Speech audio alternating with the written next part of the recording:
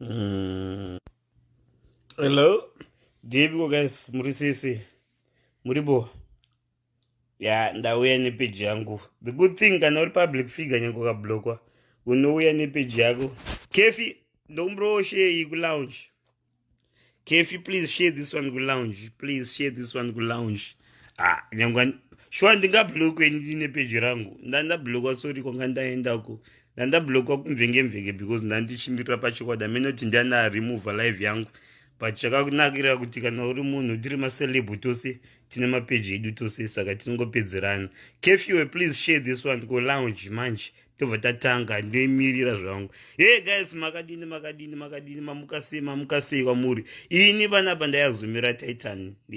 Ndaya ndinokuchingamidzai makusena kadai. Ndauya kuzomirira Titan. Now I have to start over. Ini ndaya kuzomira Titan ende ndaya kuzomira pachokwadi ende ndauya kuzotaura chokwadi vanapa makadini zvenyu muri mose. Ndichakudza timondifonera kune varoda kutaura ava. I won't be selfish.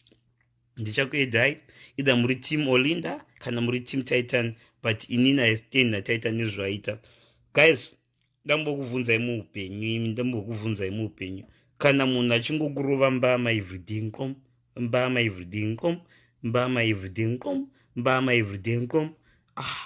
iwe ukasafunga plan kuti munhu anondirova nembama everyday uyu nomurivenja sei one day, unenge une problem, unenge uri stupid.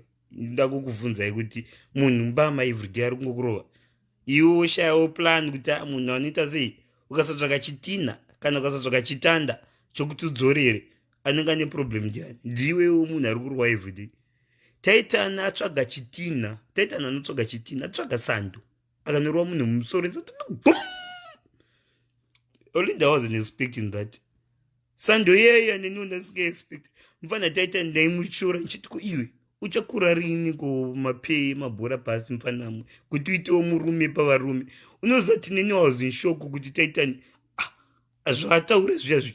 I was in shock kuti mfana aita inoza aisi pa lounge vanapa but aita zvinhu zvesimbi.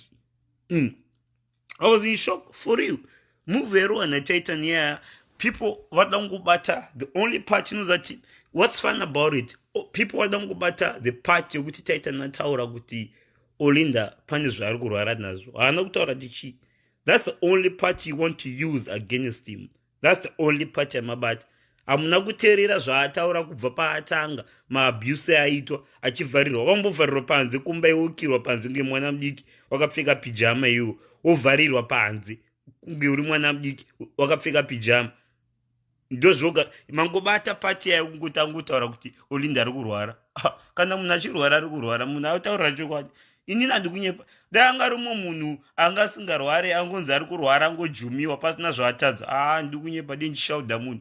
But ndiyo weapon yanga yanayo. Olinda anga yanzwa nekumutocha.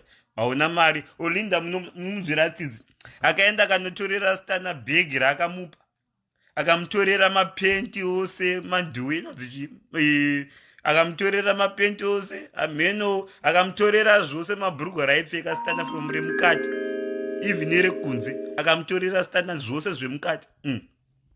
Kwanza ari kuinvolva family.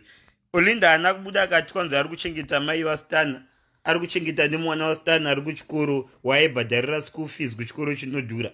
Ndiani akatanga nekutaura zvemapersonal zvevo.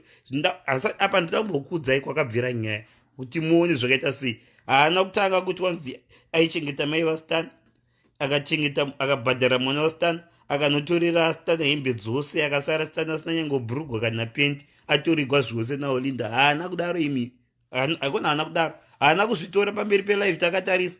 Handi akataura nezvakataura achiita zvaari kuita. Handi ndoda kukuvunzai tiri kutora, we have to take it way back kuti muunderstand patakamira kuti nyaya iri kuenda kupi. Handi Titan haana kubuda panapa achinzi iwe tora zvakadai achigezesiwa ndiro. Ainzi sisi Titan ka angasasanzi inda kutomushedza Titan right now. Ainzi Talinda haana kugezeswa ndiro. Mira ndimbokuudza story yamusingazive nhasi. Ameno amai vekuDubai vashandisa mwiri. Nda kutaura ndatobatwa kapa ndikangotaura. Pana bhuru wangu kuDubai. Olinda na Titan wakaenda kuDubai. If I'm not mistaken, it was South Africa or Dubai. No, it was Dubai. hamene zvakanetsana sei Titan kuti chii changaita kana Titan akatarisa magaro kana akatarisa mahips. Titan akarohwa naOlinda imi kuDubai, akarohwa mwana wevanhu kuDubai, ndipo pakatangira hondo. Ndakukudzai kana muchiti information ari kutaura ndenhema, prove me wrong. Titan mwana wevanhu akarohwa nezvibhagera kuDubai, akabhugwa pamberi pevanhu 7. Titan akarohwa kuDubai, akabhugwa mwana wevanhu achibva asiwa kuDubai, zvikanzi gara ikoko kuDubai, akasiwa. Titan hanzi kuDubai ati kana akagara pasi, kana panga pana sisi vebasa kuDubai andani vaifanirwa kuchera mvura, zvanzi Titan ndanitorera mvura, Titan no jump. Titan ndane nzara, make me something, Titan no jump. Titan mwana wevanhu shuwa ndinomuzvera tsitsi. Munoziva mwana wevanhu aijambiswa kuDubai kunge sisi vebasa. Sisi vebasa vanga vabhadharwa mari yavo kuti vaite juti ravo ichocho, vakazorora that weekend because panga pana sisi Titan vanga vauya nasisi Olinda kuDubai. Kana mfunga ndiri kunyeba amai vekuDubai vaya kana varipo bhuru wangu, kana nditaura zita rake because azondiudzi dzimwe nyaya. Imi amai vakarohwa Titan akarohwa kuDubai, akarohwa kuDubai mwana wevanhu. Ndo first fight akarohwa kuDubai iyoyo, handi tikangoti rikatisiye kuDubai because ndipo patakatanga kuziva kuti Titan ndisisi vebasa. Ati dati muone pandiri kubvira nyaya kuchenda nyaya, hatidi kuti tingonyanga nyaya mungonanga pangotaurwa nyaya yahwani papo ndipo pada munangirira. Ini ndoda kuti tiunderstande nyaya. Mwana wevanhu akarohwa kuDubai, kanga kakazvimba, ane picture yake yange yakazvimba panapa, kuright kana kuleft handichazivi because ndambomowo, but hamene kuright kana kuleft, but anga akazvimbirira mbishani. Arohwa nekabhorongini, kabhorongini arohwa naOlinda. Olinda munoona size yake chichampioni, akasimba. Olinda akasimba. Titan makakona kaita kakaonda ungenini, kakanzi gindi, akamire fight 1v1 naOlinda, kakarohwa kamoneke vanhu, kakabhurwa, kakapiwa zvinhu zvavo, kakapiwa karati. But vanhu vakangoivharavhara nyaya yanti. Ndichati ndapedza, ndoda kuti nyatsomuziva now, ndati muzive kuti Olinda munhu akaita sei. Pane mukadzi anonzi Gaino Fundiro, akambobuda mukadzi kuUK akanetsa pane time about 3-4 years before anastana vasati vauya mani. Pane time mukadzi akambobuda ari muchipatara achita kunge akupenga, kunge akuita sei. Mukadzi anga nemhuri yake akagarika. Olinda of course vanhu vanoita chihulehule, handisi ipapo, handisi chihulehule chinowanikwa pane vanhu, but Olinda akaita chihulehule, aita chihulehule achibva tora kampani yemurume yafundira, yemukadzi anonzi Fundira wokuUK. Fundira akashati oita sei kuti murume aenda zvose nekampani zvoenda. Mwana wevanhu akatanga kunge akupenga, zvinoitika akavomboenda muchipatara. Mwana wevanhu achiita malive video, tatisata kuziva kuti Olinda ndiani those days. Mwana wevanhu akapenga shuwa, akazvivharira muchipatara. Mwana wevanhu achivharirwa muchipatara achinzi ari kupenga, but anga asina fault mwana wevanhu, but Olinda akati mwana uyu ari kupenga. Fundira murume mukangano, toda kuziva nyaya dzakaita, it's about 4 years ago. Hatide kuti mukanganwa, musangonange nyaya wani musingakangani kwakabvira nyaya. Mufundira aita nge akupenga, mukadzi uyaya anga ari muchipatara akavharirwa. Munhu ndakamuzvira tsitsi. Fundira anga ari very beautiful asati muchipatara, akaita kunge munhu asina basa. Vanhu vachingoita kunge munhu ari kupenga. Munhu angatorerwa murume wake, sure, munhu akatorerwa murume, akatorerwa nekampani. Kampani naOlinda right now zita raro igooglei, ngakupesa rekampani igooglei kuti mafirst varidzi vayo ndiani. Vinobuda zita raGaino, ndiye muridzi wokuiwana iye Gaino nemurume wake. Gaino kana something, amene kuti ndikugona kutaura kuti that was very sad. Amumudzvire tsitsi mukadzi, amumudzvire tsitsi because haana kubuda achipopota. Akabuda achipopota but anga asingapopoteri celebrity, saka nyaya yake isina kuenda too much. And dati munyatsomuona munhu uyu mukadzi anonzi Olinda kwaanobva uyu. Mukadzi uya she's always a victim. She's always a victim. Here she's never wrong. Here she's always right. Inadunyepa Titan haisi cup of tea yangu. Fair. Titan inina Titan atombotaudzana yangu muinbox. Hatina yangu mainbox yangu 1. Inina Titan pakabira stana baby pepe. Ndipo patakambonyetsana. Atombotaudzana Titan but chiri wrong. Indida kuzomirira chokwadi. Inina dunyepa. Titan zvake kama is a bitch but nhasi ndinomirira naye pachokwadi Titan.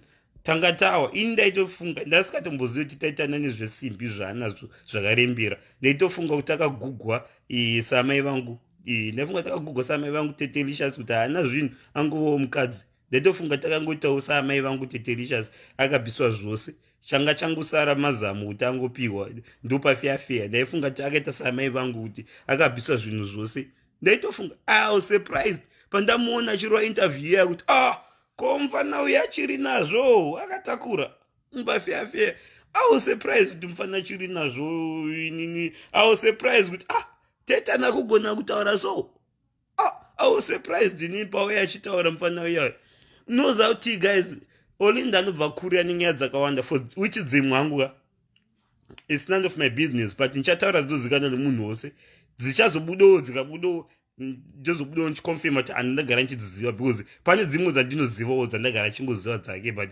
handisi kuzodzitaura dzisati dzabvonderwa nevamwe dzikazobvonderwa nevamwe vanhu ndichataura kuti idzi ndandagara ndichidziziva guys. Munoziva kuti musikana anonzi Olinda she's a bully guys. Jino kuti Titan aikirwa panze grade 5 aita akabuda panze Titan ashakurwa nezvibhakira otiza because akangodzorera kanoenda kujeri obva enda panze mone vanhu achida kuti anofema 5 minutes kana 20 minutes apa akapfeka mapijama haana yango boots angobuda akapfeka pijama nemasocks aungenda mone vanhu anogara panze pabridge amene kuuk pane mabridge here amene pane bagarana panext door kana amene kuti pane tongoti pane bridge kuuk akagara ke pabridge mone vanhu achiti kumwari wangu kochicha ndakaita ichi oti apedza ashando chakurova kubvunda nechando mone vanhu onokadho kuti vhuriro onzidzokera kwanga uri ndopi utsinyo unodarika ipapo mumbondiudza ndopi utsinyo unodarika ipapo aiti every time zvikanetsana mumba information yandanzoi neyandaiziva kubva kudhara ndakamboitaura kune vanhu vanonditevera kubva kudhara kuti nina never lie ndinomira pachokwadi kune vanhu vakambonditevera kubva live yangu itaura ndichitaura kuti Titan aida kutotengerwa tiketi rokuti adzokere kuzimbabwe zvanzi iye kana sikasati zvifana kutengera tiketi rokuti dzokera kuzimbabwe mufana akati zvokudzokera kuzimbabwe kuti ndorowa nenhamoko aiwa kwete apinda what's the purpose yokuti wosvika mukadzi ari kukunetsa ari kuabhusa obva wamudzitengera tiketi rokudzokera kuzimbabwe wobvuma unenge uri stupid kana watosvika paabhuse watosvika kana uchiitiza itiza uri muuk unongozodhila nezvichakuona guys. Olinda she's very very very evil. She plays the victim all the time. Inandi kunyepera namuvaka Olinda ndikamuona ndomhorosa ini anaatombomaka nyango ka1 kana tichi but unhu hwake neutsinye hwake. Olinda needs to change. Anofunga kuti kuya kwake achichema achiridza mere paFacebook munhu wose isusu tichamubelieve ini nandi kunyepa guys.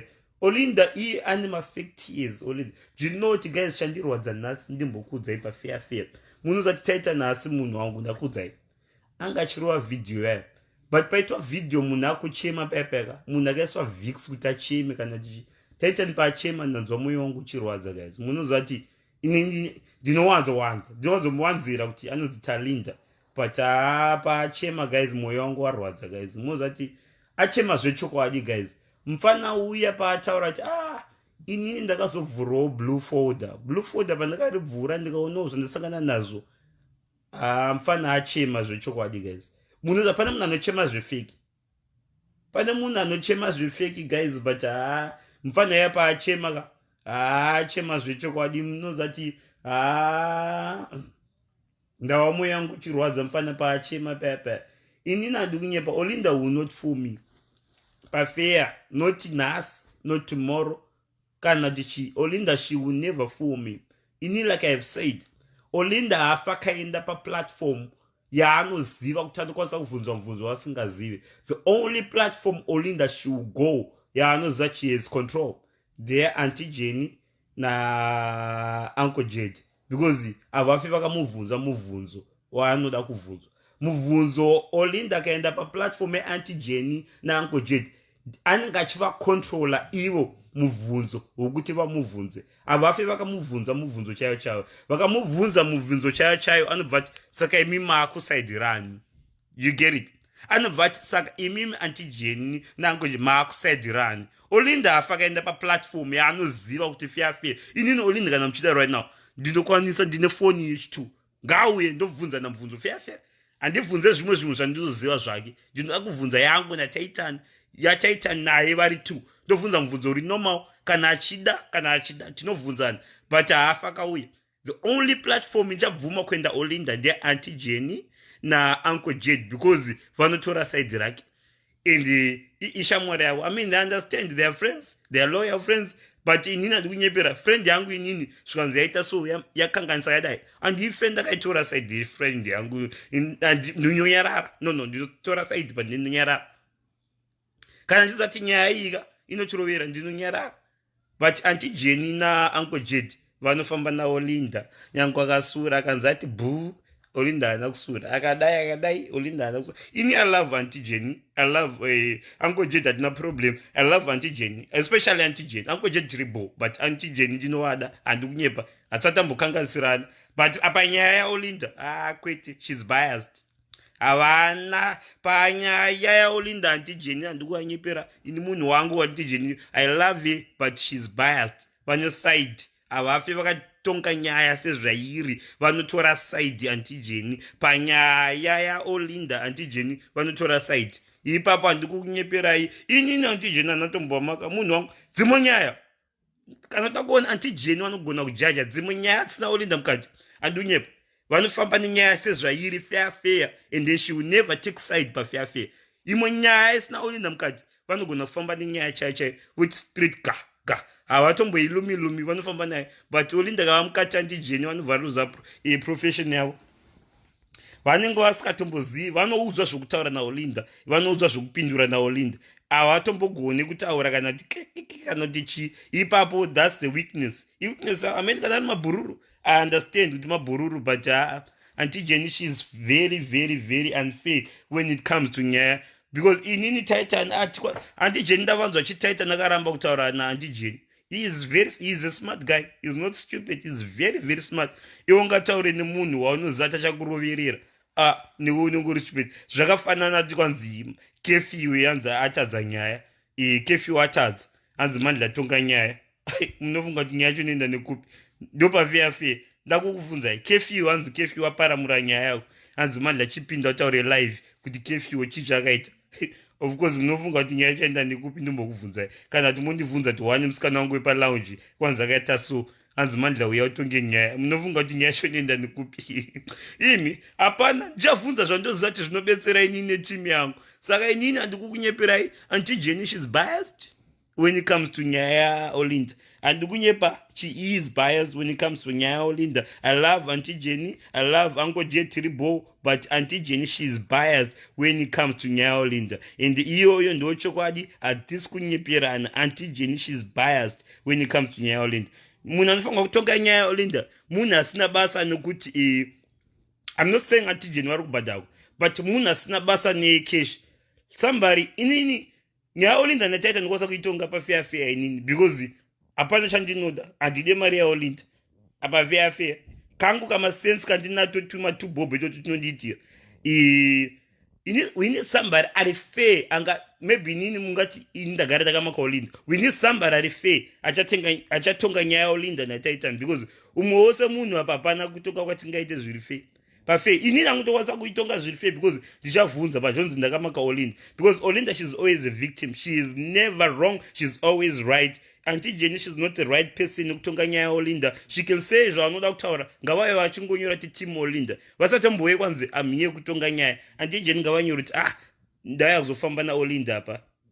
Uncle Jed ngaya ndafamba na Olinda apa ndokuti zviite fair. Inini zvangu ndinoda kumirira hangu pachokwadi zvangu inini Titan zvaita is right. It's about time guys. From hanzi kwanzi Titan akaziva rini from 2017 kuti mukadzi ari kurwara. So is Olinda claimed kuti from 2017 but mufana wetu akaziva mukadzi ane nhumbu kuti chi. But by the time yakabata hanzi Titan is a attention seeker.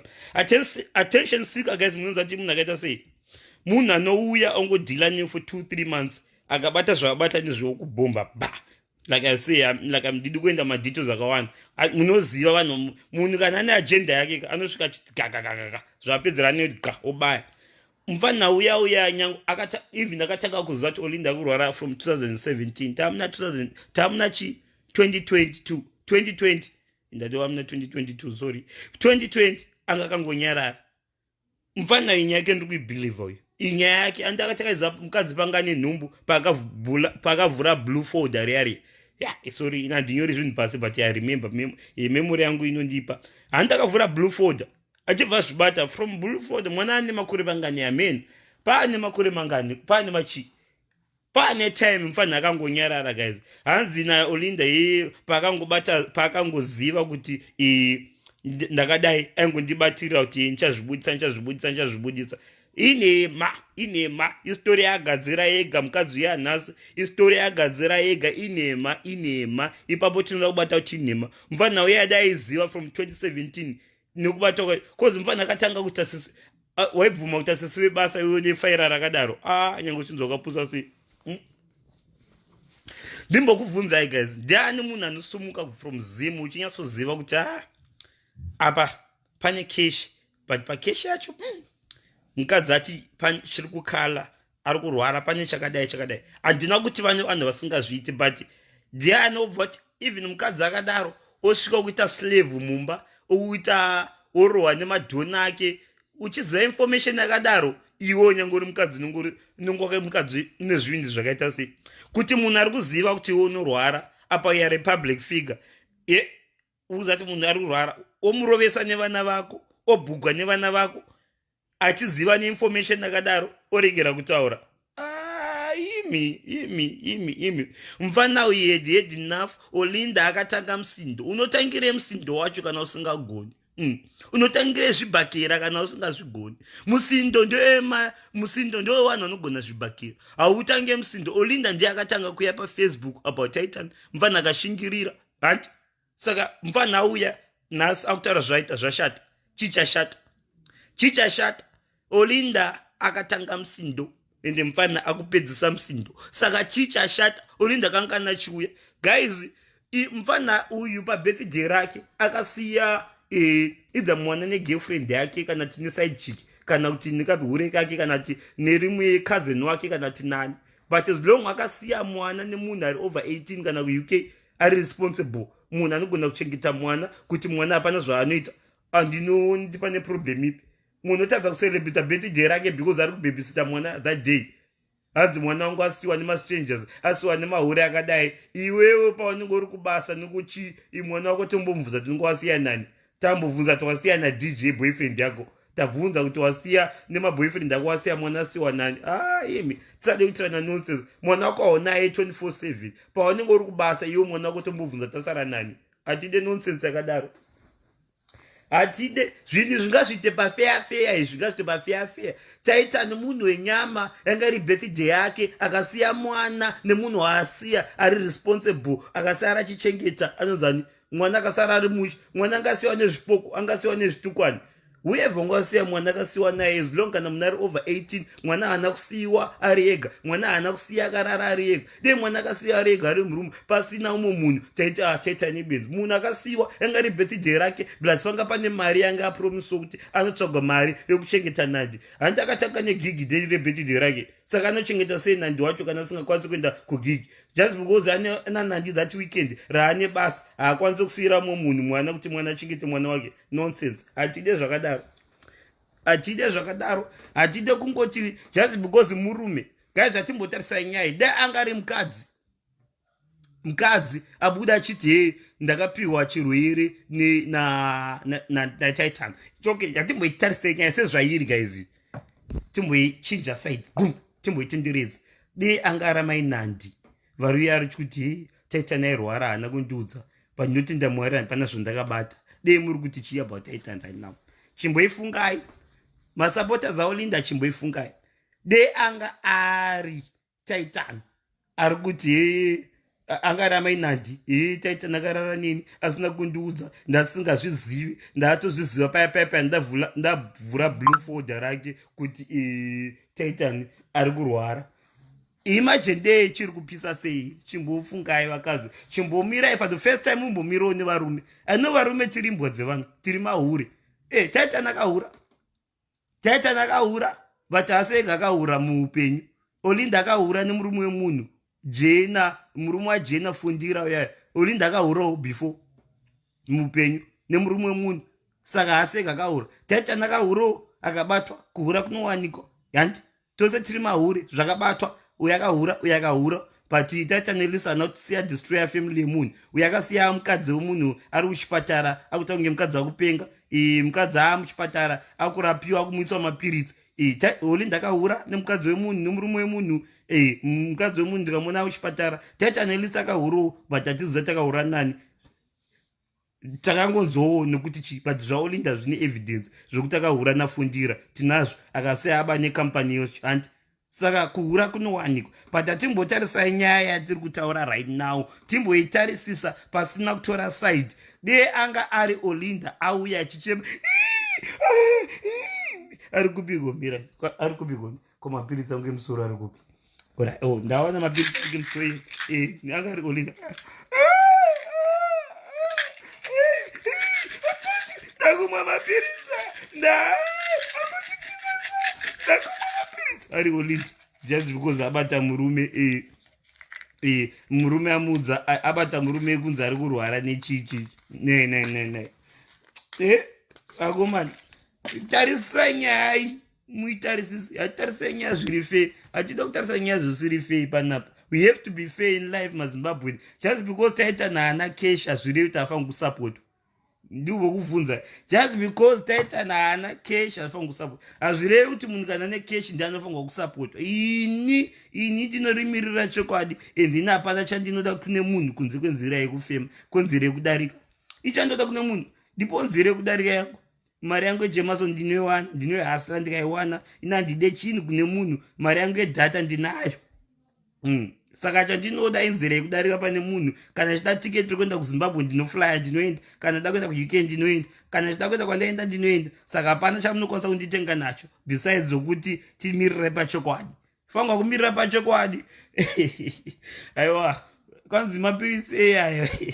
Aiwa, maybe ndiri pachirongwa but you never know. But hazvina basa. Hazvirevi kuti kana munhu wapinda pachirongwa kupera upenyu hwako. I don't like, hazviroti Olinda ndakamaka. Guys, hazvirevi kuti kana wapinda pachirongwa upenyu hwako kugumira kuupenyu hwako anti. But ivo nemwoyo wakanaka. Even uchimwa mapiritsi chinzi haukwanisi kupa munhu waonacho chirwere ka. Ivo nemwoyo wakanaka kudzowo partner yako cha. Indiri pachirongwa bururu. But we are safe. Sezvinoita maititi, we are safe wangu. Apana, we are safe. Nyango karara nenyika, dinokwanisa aubate chirwere. At least, ndiudze ndoita decision yangu yo. Don't make my decision wewe. Kuti, just because doctor kakudza ati kana uchimwa mapiritsi wewe, ini handikwanisa kuzvibatira. And, saka iwo ndiudzo, ndipo kuti ndite decision yangu kuti sha. Ndiruda kupinda kana ndasida kupinda wangu. And ndipo decision usanditire decision because you one beg chindiudza inini ndiudze kucha ndiri pachirongwa wangu ndipo ndiri kurwara bhuru wangu ndakadai but azvibatirani ndiri safe that ndiite ndizviitire decision yangu ndizvifungire usandifungire izvozvo. Aiwa hatide zvakadaro guys. Inini ndinomira naTitan handimufarireni zvangu but we are okay but nhasi ndomira naye pafia Titan handimufariri. Yeah, but you don't mirror night. What's wrong? It's wrong. Olinda, she's always a victim. Why? One day, asatambo budari wrong. Ndambo kuvunza ichokwadi. My baby did ake too. Baba wekutanga wewe. Asatambo nzwanya nawo. Vesh tu asatambo mbwana. Vane problem a celebrities chit. Saka mondu zata attention seeker ndiani. Iyo do the myth. Who's an attention seeker? Kana mchiti. Baby dead okutanga apana chatoziva nezvake. Baby dead wechi2 apana chatoziva nezvake. Saka attention seeker ndiani kana muchiti Titan is an attention seeker. Ndiani ari attention seeker? Baby dead okutanga munoziva nezvake. Dolo. Wechi2 dolo. Inje ndoziva about Olinda ndinoziva zvose. Baby dead wechi2 andi ndi DJ anoridza wanga nemarasta anoada vapana veentertainment ava but I think Olinda damboenda kuZioni kana kuZayoja kana kumapostori ambonotsvaga murume ikoko because zvokumagitare zvaramba kumaDJ zvaramba kumagitare zvaramba. Aiwa ngambotsvagewo vamwe ngamboenda kumapostori kana kuZioni kana kwamagaya uko maybe zvingaite because zvemagitare zvaramba. Kana ungaona ndiani mukadzi anoroorwa ka3 in 2 years in 4 years oroorwa ka3 ndimbondiudzowo kunyange uchinzi haunake sei kana kuti zvimbo zvako hazvina kugadzirwa mushe sei, aiwa kwete unenge une problem. Ka3 woti from DJ and then koya murume wakahura naye wageno yaya zvakangogara about 6 months kana kuti chii, murume wageno wakagara naye wakahura naye pana DJ and then after DJ koya murume wageno wakahura naye, after murume wageno wakahura naye koya stan, after stan akubva kwauya skoko, koya vamwe vari pakati ava tisingataure mazita because mazita anozotinetsa mangwana, but varipo vari pakati vamwe vatisingaziva vari muuk vanomboenda vachinosevhisa injini kana injini yakafa. Tinoziva guys, hapana zvandisingazivi, ini information inondivi, but information handitaure isina evidence, but varipo vanombonosevhisa injini kana vachitombosevhisa injini yastana kuuk, stana asipo vachimbosevhisa injini vachimeka sure kuti injini inoshanda kana kuti injini haisi kushanda, but it's not my business kutaura nyaya dzake because monditi ndakamaka kumudestroy, no, but ane zvaanoita mukadzi uya, she's not innocent guys, ane musikanzi wavo, handi kunyepa. Olinda, she's not as innocent as you think. Tivunze isu mina ndimboita ndichimwira zvangu, but rikandisamwe too much bo ndozozvitaura. Ndoita ndichimwira because handiri kumwira mbichana kuti ndite, because ndikamwa too much ndozozvisora makuseni ndakushati ndazvitaurire, saka ndofanirwa kumirira ndimwa ndichiti and it's not like I hate Olinda. Olinda, she's nice guys, anonakidza kutaura naye, she's a very good person, but unhu hwake hwokuda kuti vamwe vanhu valuke kunge irubbish. I want you kuti guys, kune vanhu vanoziva ka Olinda ukasangana naye uri munhu muupenyu usina cash, you will see kuti anokutreatira sei vanhu. Of course ina hafa kanditaurira neni unditarira pasi because indiri bo ukaona Olinda achitaura nemunhu asina cash ka, that's when you know kuti yeah, ndipo paunoona takadai. Olinda nemunyama kuti kwose kwaasvika notaurisa haazive kuti mabhuru kana tichi. Ndine marecordings aOlinda kwose kwaachienda kumasalundi kumachichi kana chiti ndiri kunyepa ngati Mandla ari kunyepa, ndinovabuditsa mav11 nhasi ngangoti Mandla ari kunyepa, ndinozvibuditsa inini achinyaya vamwe vanhu, handidi kutaura mazita avo, achinyaya mabhururu ake, andoti mabhururu ake handidi kutaura, handidi kupesanisa vanhu, but ndinazvo zvose evidence yo. Kana kati ndiri kunyepa ngatipwe, ndinozviplaya nhasi, ndinoplaya iko zvino, foni yacho iri kupi, iri apa. Kana wani munhu kana fuka ndiri kunyepa nezvandiri kutaura, Olinda video yangu ari kuiona kana chiti ndiri kunyepa, wani ngangotipwe chete, Olinda ngotipwe, ngangotumira inbox kuti ndatipwe, ndinozviplaya panapa pafoni apa, ina ndina mangwana ndinozviplaya, indine evidence guys, but handidi kudestroy Olinda. I don't want to destroy you. Ina handinyepe guys, handikudi kunyeperai, ina handinyepe, ini ndinofamba nechokwadi. Handisati ndambotretena munhu kuti ndine v11 ndisina, unowanondiziva inini kana ndisina chinhu ndoti apa handisi kuziva. I will never come pafacebook nditi ndine v11 ndisina. Kune vanondiziva muupenyu vanondikuudza kuti Mandla akakutretene pasina, inini handikutretene ndisina zvandinoziva, but haisi nyaya dzangu guys. I am not here to destroy Olinda and but mukaona Titan akudaro kuna amai vemwana vakamuzvarira amai vemwana kuti amai vemwana pane zvavanazvo unenge une problem. Handi kunyepa guys, inini handi kunyepera, inini ndakadai baby mama vangu anomundituka vachindituka kumafacebook kana tichi, but hapana munhu anovaziva zita ravo, ende vanhu havatomboziti ndiri kutuka kana kuti because baby mama vangu anomunyama kuti vanomwe mwana, saka vana baby daddy vacho vari 2 tiri mapenzi, saka hakuzivikanwa kuti kuri kutuka baby daddy number 1 kana number 2, saka ndozvinondisavewo, but baby mama vangu vanogara vakandishauda dzimwe nguva because vanonge aitawo jealous nemasnapchat angu nenyaya dzangu dzandoita dzichihulehule, saka vanhu vanenge asingazivi kuti ari kutukwa ndini kana ndoechi2, but baby mama vangu vanonditukawo zvejealous vokuona kuti apo ndindakanganisa ndezvegodo izvo ndoignora, saka usandisingapindure. And inini handife even ndaita sei handi kunyepera guys. Mukandiona ndakuita move rarohana Titan ndokuda kuzotuka baby mama baby mama anenge achiroya, unenge uchidhera nemuroyi mumba, unenge une lawyer. Olinda, all she wanted was Titan to go back. Iwo kamboonyepe mukadzi wao unofunga kuti wanza nemwoyo wakanaka, anosaina petition yokuti munhu adzokere kuZimbabwe, and then you say munhu ane mwoyo wakanaka iye. Ndimbokubvunza, do you think kuti munhu ane mwoyo wakanaka iye anoti petition kuti ngasaini? She's not even thinking about her daughter. ari kufunga bhoti yekuti ngadzore hanzi mwana ndichingoenda naye pachristmas achinoona baba vacho uroyi hwakaita sei hachinozi kuti kana ari kuzimbabwe taitani achabhawa down bebi ndipowe madrink nechichichi kana as long taitani ari muuk hafa akakumbira drinki kuna olinda because makadzi vemuuk vakawanda vari kutotsvagawo varumewo saka anoziva kuti competition yakawandisa muuk osaka achida kuti taitani adzokere kuzimbabwe kwanenge achikumbiro yemukaka kwanenge achikumbiro yedrink kwanenge achikumbiro yepetrol kana achikumbiro yekombi zvodhimbe ndari kufamba nechiku osaka achitwanzi ndiri kuda kuti taitani adzokere kuzimbabwe kwanzi maybe zvinhu zvingandifambire mushe hanzi akandisedhera child protective service hazvisi about that she wants to have control over yanzani titan she wants to have control over titan manje titan hasi stupid haasi kudzokera kuzimbabwe you know what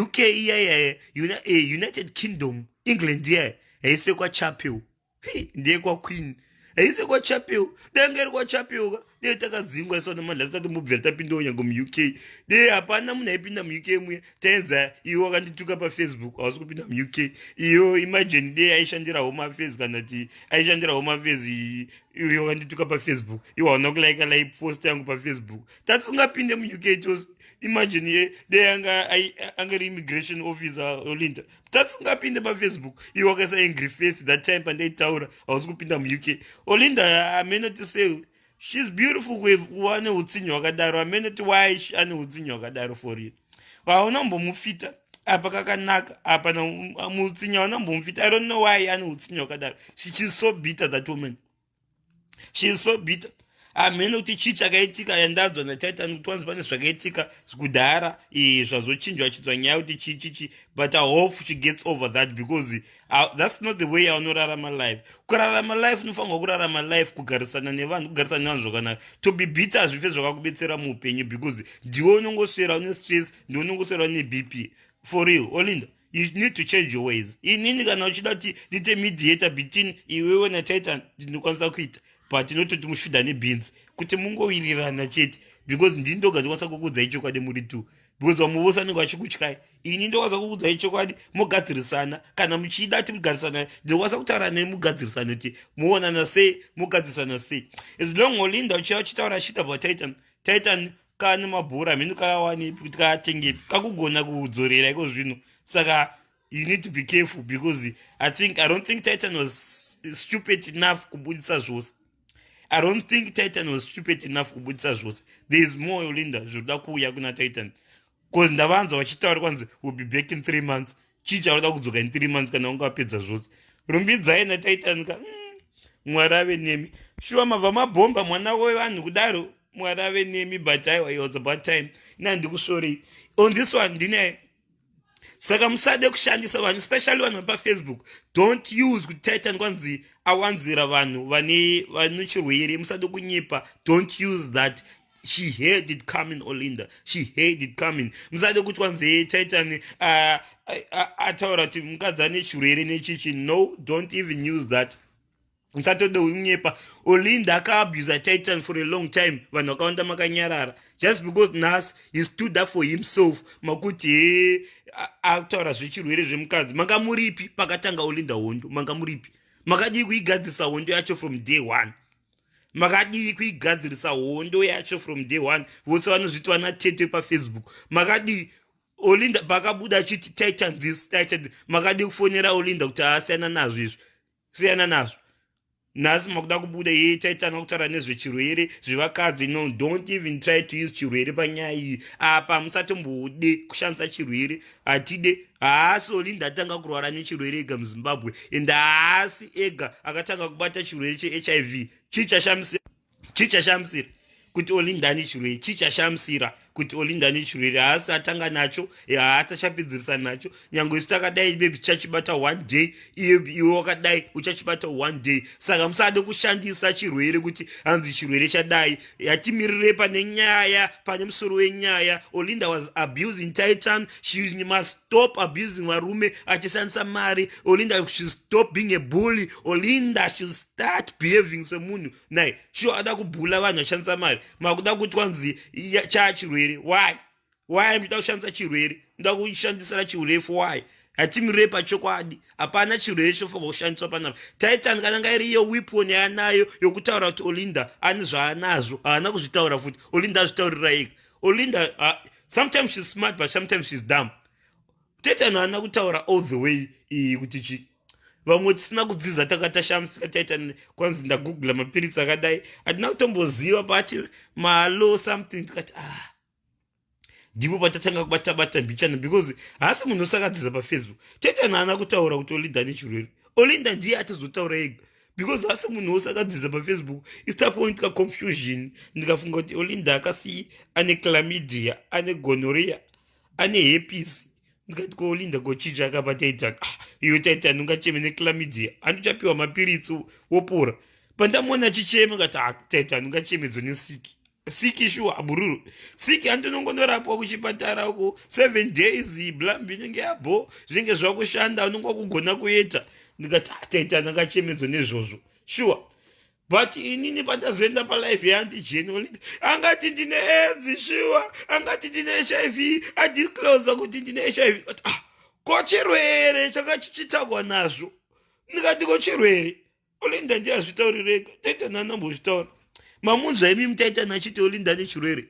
Indanzona Olinda pangachaura naAntiJane. AntiJane patoti ndanchitozvizivawo. Ndinokuti Olinda anotorwara. Ndasikatombozviziveni vazvirevera voga. Ini vodhiyo ndaona narumbidza iyaya ndo yandaona ndoga ndikati Olinda ari kutorwara sure azvirevera ega. Titan anambozvitaura anga achitenderera. Hanzi ndakagoogla mapiritsi naTitan ngati kumapiritsi aigoogla ndeyapi, kumapiritsi aigoogla ndeyapi. Ndawana kuagoogla mapiritsi anga achitagwa achifungwa ndikati chi ndikati Olinda anga cheme nesiki shuwa ndikati Titan naiye futi Titan kuchemedzwa nesiki ungachemedzwa nechlamydia shuwa, gonorrhea. Ngati kasabata herpes ngati kabata kandaibvi ngati iyi mfana apiwa herpes naOlinda komana Olinda shuwa asadaro ngapfekewo condom kana chihura kuEngland nemadj. Ndikati Olinda pfekawo condom kuUK ku kana chihura nemadj. Saka inini patazopinda palive iye ndiri kuhwa hanzi Olinda ati ane HIV. Ndati sure zvikanzi zvakazivikanwa kudhara from 2017 ngati ingamufana anochengeta secret uyu.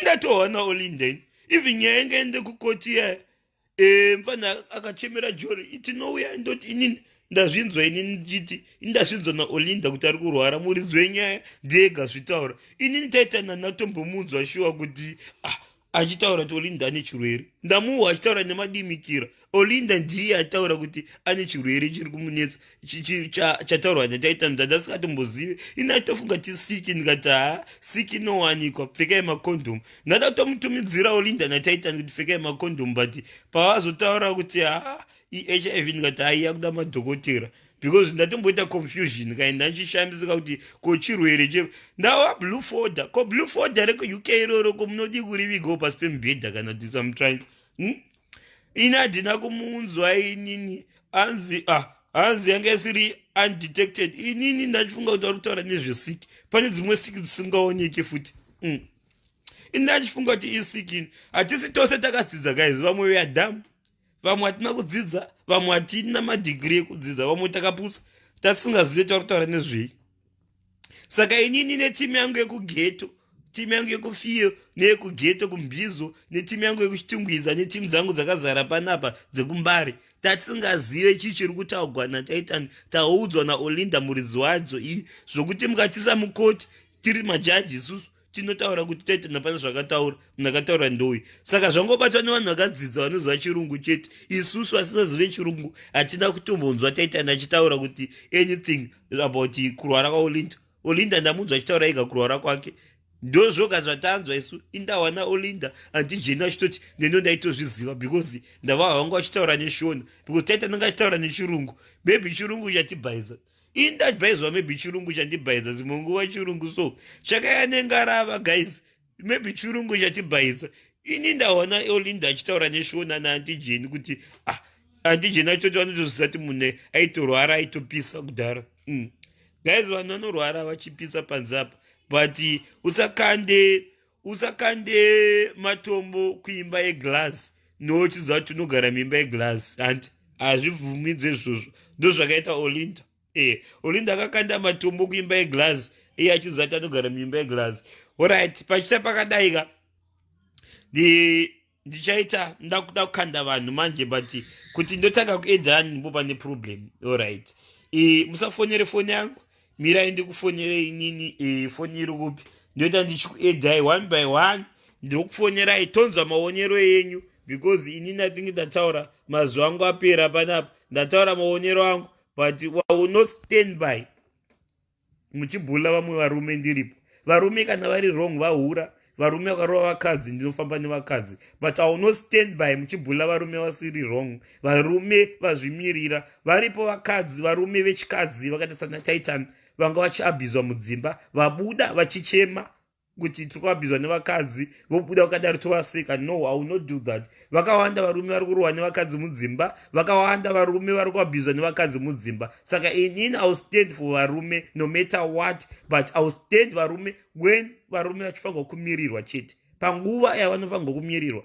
Varume vakaita chulehule apo handimo, varume vakarova vakadzi apo handimo, but varume vakarohwa nevakadzi, varume vakaurirwa nevakadzi, ipapo ndiripo.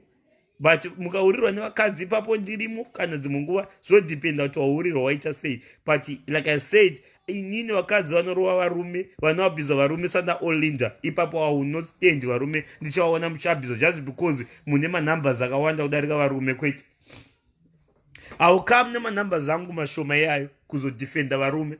I will defend varume vasina mhosva nemanambers andinawo yayo. Handina basa tikaita 200 tikaita 300, I will defend varume vandokwanisa kudefenda at that time. Saka inini guys handikukunyeperai guys, inini today I am ndikufamba naTitan. Is not my friend but ndikufamba naye.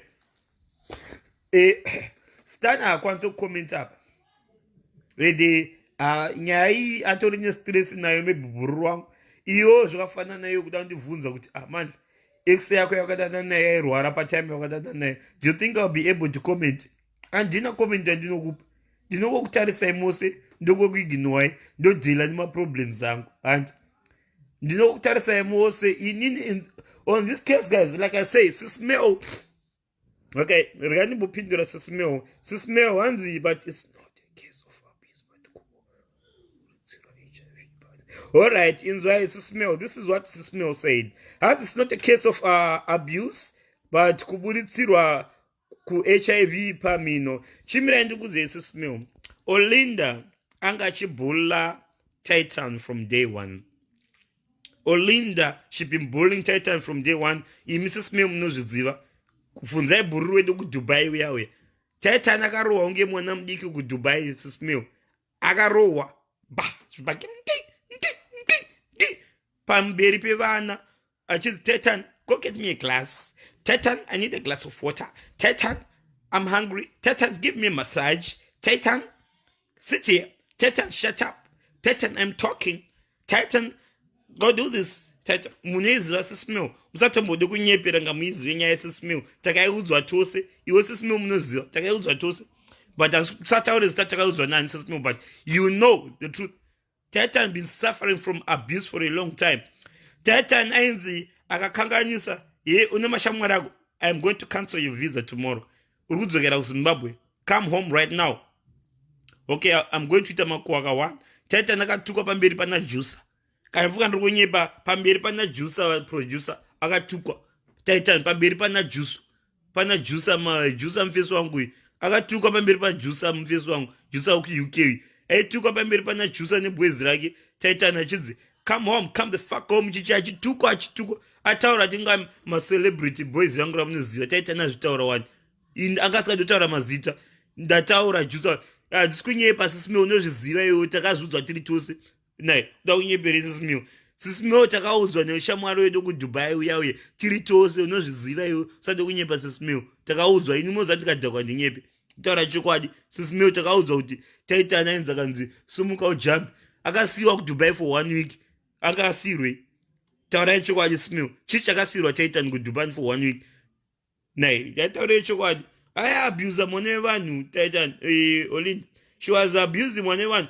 sismeo uya ruziva chokwadi manje nhasi ndokutaura chokwadi ndichangotaura mazita evamwe vanhu vatiri kudubai handiri taura because haazondiudze nyaya pamberi pana jusa shedzai jusa producer panapa kamfuka ndiri kunyepa ndofonera jusa producer panapa ii ndinazvo ndinotaura ko ndinonyepa here inandinyepeni uimeu chaivepo chuza zvakawanda zvatakaudzwa patitan zvaitwa uyu titan akarohwa nevana akarohwa naolinda nemuhombe uyu mudiki handizive takamurova ipapo hawationa lai handinyepera mudiki but olinda nauyu akakura uyu mufana jaidan ndiani ndiko kane zvibhakera kane musindo aka nowazi vafana vekuuk vanomamisa kana zvakura izvi ndio akadhaya titan akabvungudzwa akapiwa 1 2 3 gisha achikutsirwa namai wake imagine olinda shes already big nemwana wake vaya vari 2 apa titan kakaonda ngeni you stand no ground kakarohwa kamone vanhu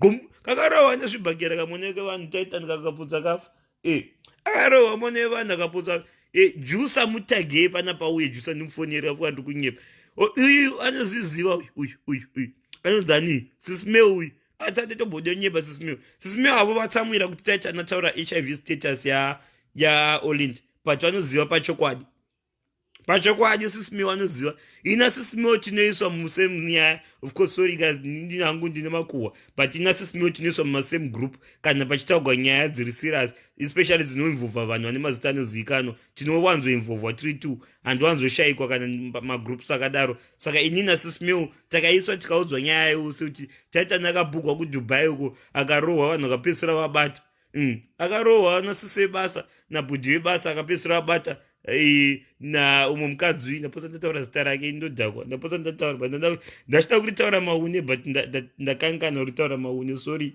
mira ndikaunza nyaya yacho ndichaitaura maune akarohwa mone vanhu kudubai nyaya yekudubai senhema I'm not lying meo ngaabvudze inhema kana ndinyema ndikutaura chokwadi kudubai akarohwa uyu sisimeo anozviziva tine iyena sisimeo tine mavhiki 11 tiri 2 yokuti mwana akarohwa evanhu pane mapictures but tikabudisa anovazikanwa takabudisa but is bad for titan do tikabudisa mabheki 11 akabhuka mwana vanhu anga ndikachibhonongini kani panamira ndikutaridze I don't remember because ndakadzakwa ti left kana ti right angana but anga ndikachibhonongini panapa andikakangana panapa apa akapiwa zvibhakera ngingingingingingi kudubai akarohwa akapiwa zvinhu zvake karati mfana ane munyama wekurohwa ndunyepa ane munyama wekubhugwa ini sokuziva kwangu akarohwa ka2 zvake hameno takazorwa ke3 but sokuziva kwangu akarohwa ka1 dubai ka2 namai vacho najaden but mufana wechidiki handinyepa zvangu again I can voucher for him wechidiki yaya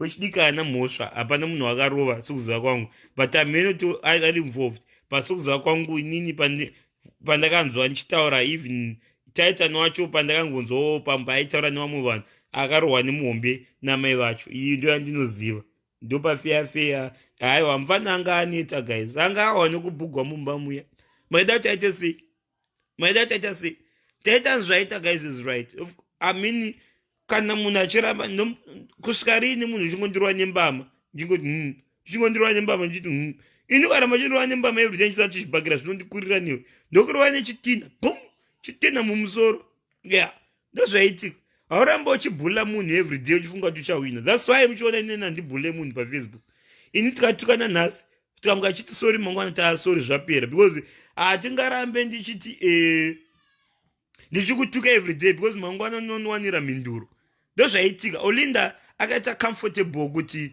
anoita mafight anowina every time pafacebook indaifunga kuti akaona kanjabulo kakanyarara ndakatoshamisika kuti konjabulo akawanepiko mabhora guys I'll be honest indaitoti njabulo I'll be honest sokutaura kwanamboita ndaifunga kuti njabulo angofanana namai vangu kuti transgender kuti akanobvisa zvinhu zvake zvose akangozonyimwa hake mazamu I thought njabulo is transgender guys pafiafe osaka ndakambomuti njabulo I think njabulo ingochani ndakazvitaura ndakati ngujabulo ingochani because ndaifunga kuti akabviswa mabhora nezvose because he was always quiet achibhuliwa naolinda achidai ndikati akomana that's why I thought jabulo was transgender nhasi ndipo pandasozoti komurume akapiwa zvinhu zvake zvose I wonder kuti tatu yachaita sei kuti achaiti olinda kana tachaiti chii I wonder apa tattoo yayi I wonder mfana achawa nokudroyiwa kuti norabhika sei tattoo yakanyinzoti Olinda. Meno tattoo yachaibvisa chiti chimfana. I feel sorry for him. Ndati okay guys, I'll take my votes apa. Munhu amudati ndi-aid ka. Ndikaona ma-aid about 8. Munondiudza kuti ndo-aid ani munhu ndobva ndamufonera. And saka pama-comments apo tarisai munhu ndiudzei munhu amudati ndi-aid ndobva ndamu-aid. Mubva ndamu-aid. But to be honest guys, it was about time Javula zvimiererera. It was about time. Ndikusapota Titan bana. But ini ndiri munhu ari fair. I was about time guys. Chino kuti Javulo akatombonorara pabridge akapfeka kagauni guys. Chino kuti kuike kunotonora sei? Kuike kunotonora zvokuti kana guys une zvinhu zvemukati ayo anonzi zvepasi ma-private parts ayo. Kana uri munhu wechirume ayo 2 anonyura mukati zvokuti haonekwe for about 30 minutes. Mfana akauya asina ma-private parts ake aya anorembera akavharirwa panze akagara guys. Do you know that mwoyo wangu unombopotsa kuchema ndikambozvifunga achitonogwa apanga abuda akapfeka gauni apa mugauni anga asina bhurugwa angangori negauni chete akangopfeka mapatapata amene kana masocks kana mapatapata akanogara pabridge. Omwe murungu akatizomuonawo akamugarisa mumba make for about 30 minutes. Zvino kuti murungu akatombomugarisa mumba make for about 30 minutes. Zvandiri kutaura izvi ndezvechokwadi. Ndezvechokwadi guys. Alright, sismell. Alright, ndichaeda sismell then. Ndichaeda sismell because ndiri kuona kuti pakanzi mail. Okay. Ndiri kueda mail. Guys, you know kuti murungu wepa next door akamutora. Murungu wepa next door ndiye akamutora akapesira amuendesa kumba kwa Olinda. Olinda chiramba kuvhura door. Murungu akati kana chiramba kuenda naye ndakunomurarisa hangu kumba kwake because aifunga kuti haana plan. Guys, Olinda so chinoti Olinda guys zvaanomboita munhu so kwanzi pamapati pakasvika pachinzichi hanzi yonyarara varume vataura iwo gara pasi iwo Titan sumuka kudai guys. You know kuti hapana chinhu chinoda munhu wechirume sechiremekedzo. Machindoedhani mirai pari kunzi meo kuda meo kuda vamwe vari kuti achi saka tone. Alright, iribo chimira ndichifoni mira no handisi kukupai phone number ndiri kukufonerai. Tarisai mameseji enyu. Namba yacho ndiri kutumira meseji nenamba inonzi math. Saka ndikukutumira meseji nenamba inonzi math. Handisi kutumirai neaccount yangu because ndikutumirai neaccount yangu vanhu vanofonera palive yangu. Saka ndikutumira matimboona foni ikushanda here. No, yakadisconnecta WhatsApp yapo. Ora mira ndikufonerai nemessenger mose guys. Musatye. Ndikufonerai nemessenger. Ko messenger yangu iri kupi? Where is my messenger? Ndikufonerai nemessenger mose. Alright, ndapawana manje. Ndikufonerai nemessenger. Mati ndotanga naniko guys. Achi, alright, mina nditange na achi. No, handikwanisa kukupai number guys. Mina ndikufonerei. Moti edi papa ndobva ndakuedai from ipapa pama-comments. Archford, tarisa inbox yako in the next 2 minutes and then sismail ndiri kukutumirai. Mose ndikutumirai. Fanga kungopindura chete because kana satambotumira namameseji haipinduri. Tony. Ndakuedha Archford. Alright. Archford ndikutumira message right now. Musandiedhe pa-account ndikufonera nayo guys. Ndinoti mfana ya guys akatambura guys. Saka message yangu inenge ichinzi call guys. Saka wose ndikutumira message iri kunzi call. And then sismail ndikutumira message achindatumira mails Tony yakangonzi call chete. Saka musataure zita racho inonzi chi-account yacho yakangonzi call chete. Alright, saka ndatumira mose muri 2 Archford nasismail ndatumira imimi for now. Saka tarisai iko zvino mukatarisa muneona yakanzi call. Archford nasismail yakanzi call. Ndatumidzira message right now. And then kuda chamisa and then I'm about to send it to kuda chamisa right now. Saka atanga kufona ndo andotaura naye. Kuda chamisa. Alright, kuda chamisa.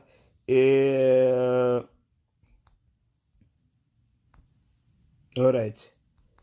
Oh, ndaiona pane munhu ari kufona. All right, patanga cave. Hello. Yo, but Ndebi yako ndikukunzwa wangu. Cave. don't tell the Mandla guys. I do try for the actually to try. No, ndini ndiri kutaura cave ndimandla wacho. Saka uriona seko nyaya iri panapa cave. Utori bai. Yeah. David. Hapana wangu so hafa. Hapana. Hai ndinda ndikutaura hangu kuti aka.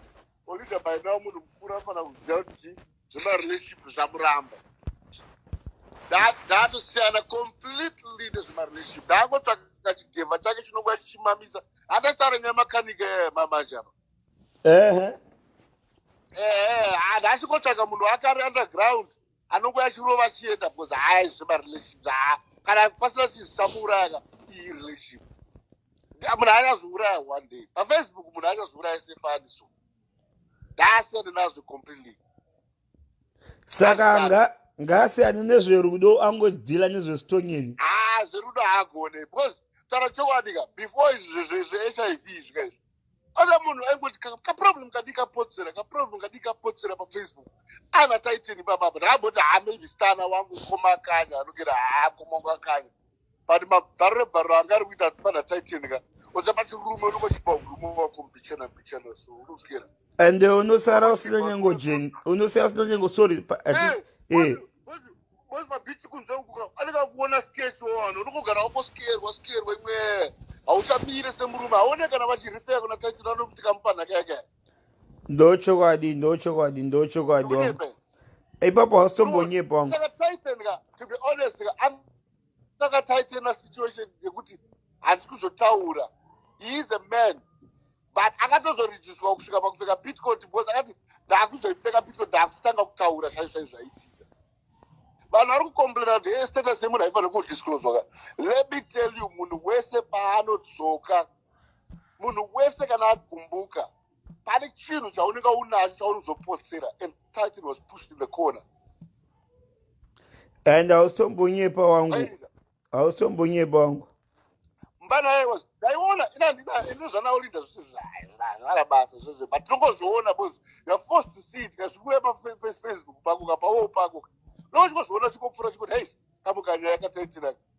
kamukanya yakataitiraka nhasi hana kutora vanhu iwe mhosva here kubva wanyora paFacebook kuti hana kutora mwana uda kuti ana ako ajaji paFacebook kuti hana kutora mwana zvozodini zvinzi hana kutora mwana. It's your own issue, muri too. But I'm not going to know that. Check. So actually, in one way or the other, Titan, I just look at shit. Now when I see the AIDS, you won't I don't look at something. She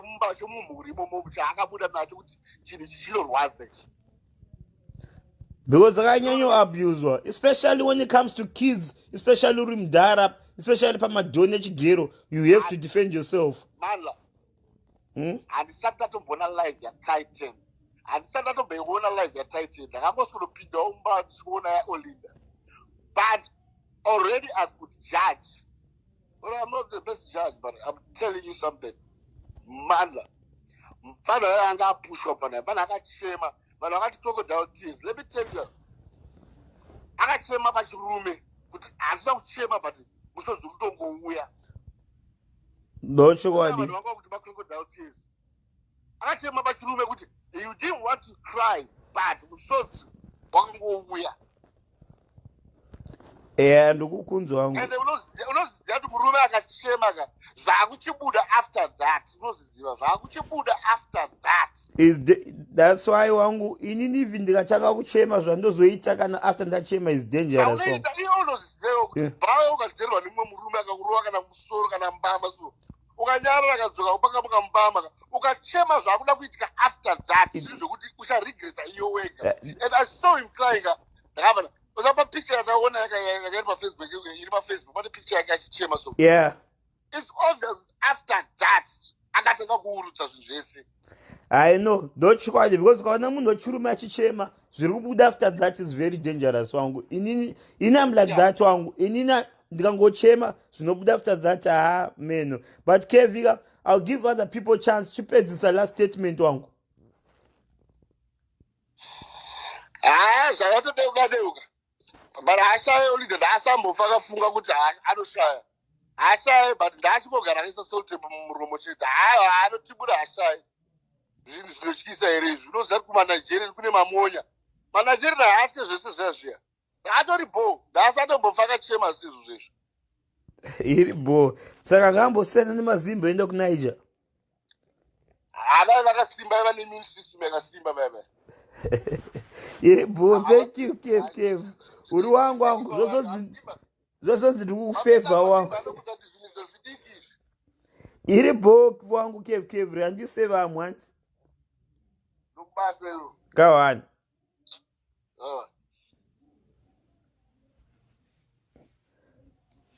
Alright, right now ndikuisa Archbigger. Right now I'm aiding Archbigger.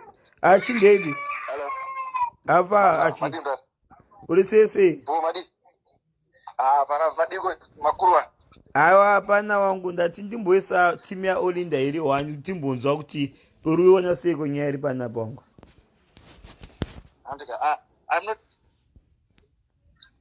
I'm not saying kuti zvoni chakati kana chakati but nyada kutaura zvadautaura about Titan that was wrong kurivila status yemumwe munhu. That's not cool at all.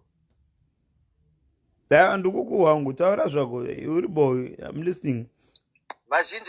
Vazhinji vanobva kutya kunotestwa kwavanoita ikoko vazhinji vanhu vatongosimba nemubora nedovi vakanzwa musororo mapanado shamwari kuti vanhu vapore vanhu vari kutya kunotestwa so it's not cool kutouya pafacebook woda kutaura kuti zvoni nhengi chakati wesofo wemukadzi ndo amai mwana wako 1 chete naye that's bad. What I think dai kunzi zvoni uyaida kutaura stereki aikwanisa kutaura kuti chakati otaura maabuses avo vakaita relationship yavo otaura madisadvantages zvese zvavaisangana nazvo zvokuti ndokwanisa kuzvinzwisisa kwezvo kuzotaura status that was not good man. But ataura though the whole video kamuteerera kuti inga ndaiabusa achi ndikukunzwa wangu wadzora volume ndikukunzwa achi so vanhu vobva vari kutya shamwari vari kutya kunotestwa vari kutya vazhinji so nyaya yekunzi hanzi chichichichi aiwa that was wrong dai angotaura kuti Olinda ari kumubatira zvakati nezvakati aizvinzwisisa sha but ini wangu like I said andinoda kupikisana nevanhu pavari kuuya saka handingopa munhu wose tataura mukana wake aiwa ndakunzwa wangu but inzwangu sokuona kwangu like I said ndataura ndakamira papi because ndikatanga kuti argument newe handikwanisi kuenda to the next one saka aiwa ndakunzwa wangu pane zvimwe zvinoda kuenda here bhuru wangu because like I said at the end mwana ndewavo waiketa at the end mwana ndewavo vese vari tu saka zvavanoita ndezveupenyu hwavo it's bad kuti vanhu makaita maissues zvenyu mumapafacebook ipapo hangu Olinda but nomura kubvunza Olinda haana kutanga musindo here wangu you know what uyanga kanyarara stereki nguva refu kutaita so I believe kuti varume zvedu kashoma kuti zvoni timhanye kunopindura tomboramba takanyarara but though akazokanda zvake chinonzi chichiexplora vero chiparafini bomb chakazokanda zvake but you understand kuti akatora mahits iwo semurume achiwo iwo especially iwo tinogara chitenwa pafacebook achiwa unyarare for more than 1 week wangu tinopedzisira tapindura wangu but iye kunyarara for 2 years wangu do you think haana kuzama akazama no for 2 years wangu kuti because for 2 years wangu he tried let's be honest wangu this guy has been quiet for 2 years wangu atimire pachokwadi achi mvesa akanyarara for 2 years achingoabuse because especially last year ndipo nyanya abuse akanyarara wangu but iwo achiwo do you think pane munhu angati abuse seizvozvo iwo especially iwo nentoramba takanyarara last time ndakatomira newo achipapa munhu ako abuse ngati aiwa ini bhuru wangu hawaabuse bhuru wangu iwo ukazomubhomboma dhe racho kuti iwo haungaramba uchijerera zvakadai I think ipapo zvangu vanhu pakanganisika but I don't think kuti zvoni unoona nyaya manje inonvova pane mwana inoshuka nokuti iye ndiye mwana waanoanayewo considering zvese zvakaitika apa ona manje mabudiro zvinozoita nyaya iyo ichataurika inge ichataurika for years and years Office vana vari kukura internet haikangani waona Mandla ndo challenge one iripo iyoyo. But do you want kuti mwana akure achikati babake is a deadbeat?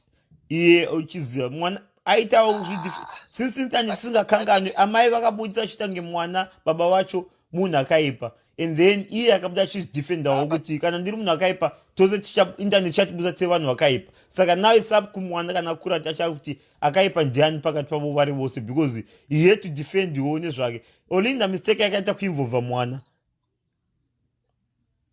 Yeah, I think the best Titan ngaangodzoka zvako kuZimbabwe. Ngaangodzoka zvake. Aiwa azorwa nenamo ari bo. Aiwa kana ngasadzoke kuZimbabwe anorowa nenamo. But thank you Archie, thank you. Reka ndise mail wanje. Kawan.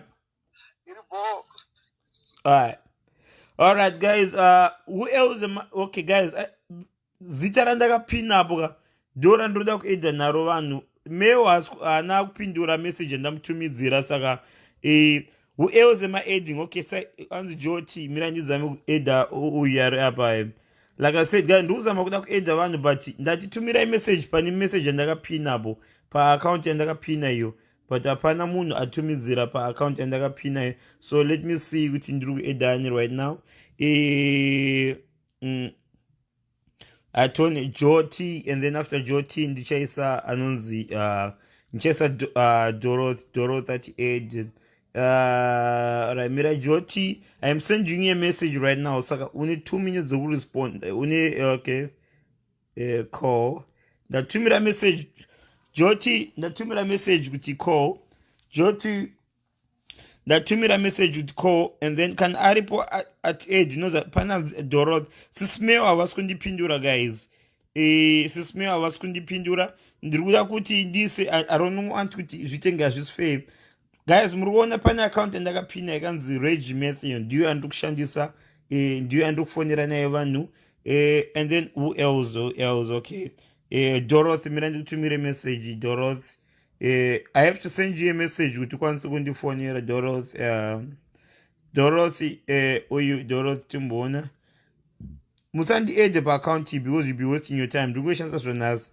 Next time, and those organizations about bonzo, so don't even waste your time to me message per account here. Alright, guys, that to me one two per message. Okay, and I want to to me message. Baba bonzo. Okay, what's up? Regandi Edo and Tafazwa. Dia Ruterira Ega. Tafadzwa mirandu ede ndifonyeri tafadzwa vamundu ndakutumira ima message amusikupindura, saka let me okay ngandifonyere uyu. Hello. Yes, hello. Ndepi wangu? Hello, ndikukunzwa. Yes. Chekutanga ndotara kuti vanhu ngatisamanyire kubatira nyaya padenga nekuti tatanaita live nezuro pesa abanga akanyarara kati si vanhu isima manyarara. Titan kamunhu kanga achipomboka ibhora ranga richipomboka osi yakatanga kunetsa Titan ma 2 years down the line. Titan akanyarara achingonetswa achiabhuswa akanyarara, saka ibhora ranga richipomboka mweya wakaramba uchipinzwa apa azoputika nezuro, saka atingamboiti mhosva yaTitan ende kutaura kuti osi yani AIDS haasiri yani AIDS ega osi muZimbabwe mesa zvinakana basa zveAIDS chaitozovhunduka kuti Titan akataura kuti osi ane coronavirus ndopata kuti osi angona ngofu but AIDS hazvinakana basa.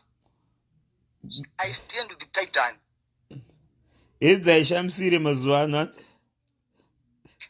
AIDS haishamisire nabasa. Titan atoyazotaura kuti osi ane coronavirus ndopata tovhunduka kuti achatiuraya kuti ane AIDS iye osi wacho from the word go. Osi anambotanga kutaurire zvamudiwa koki kuti ane ma-mental problems ake akamboti osi yata zvakashata ndiani matezi ake kana osi achita zvinhu zvakanaka Titan nekuti azvitaura kuti osi ende anambotaura kuti osi ane chirwere azozvitaura ega, saka I stand with Titan. Yatotaura kuti osi ane coronavirus ndopata ivhunduka AIDS haishamisire izvo.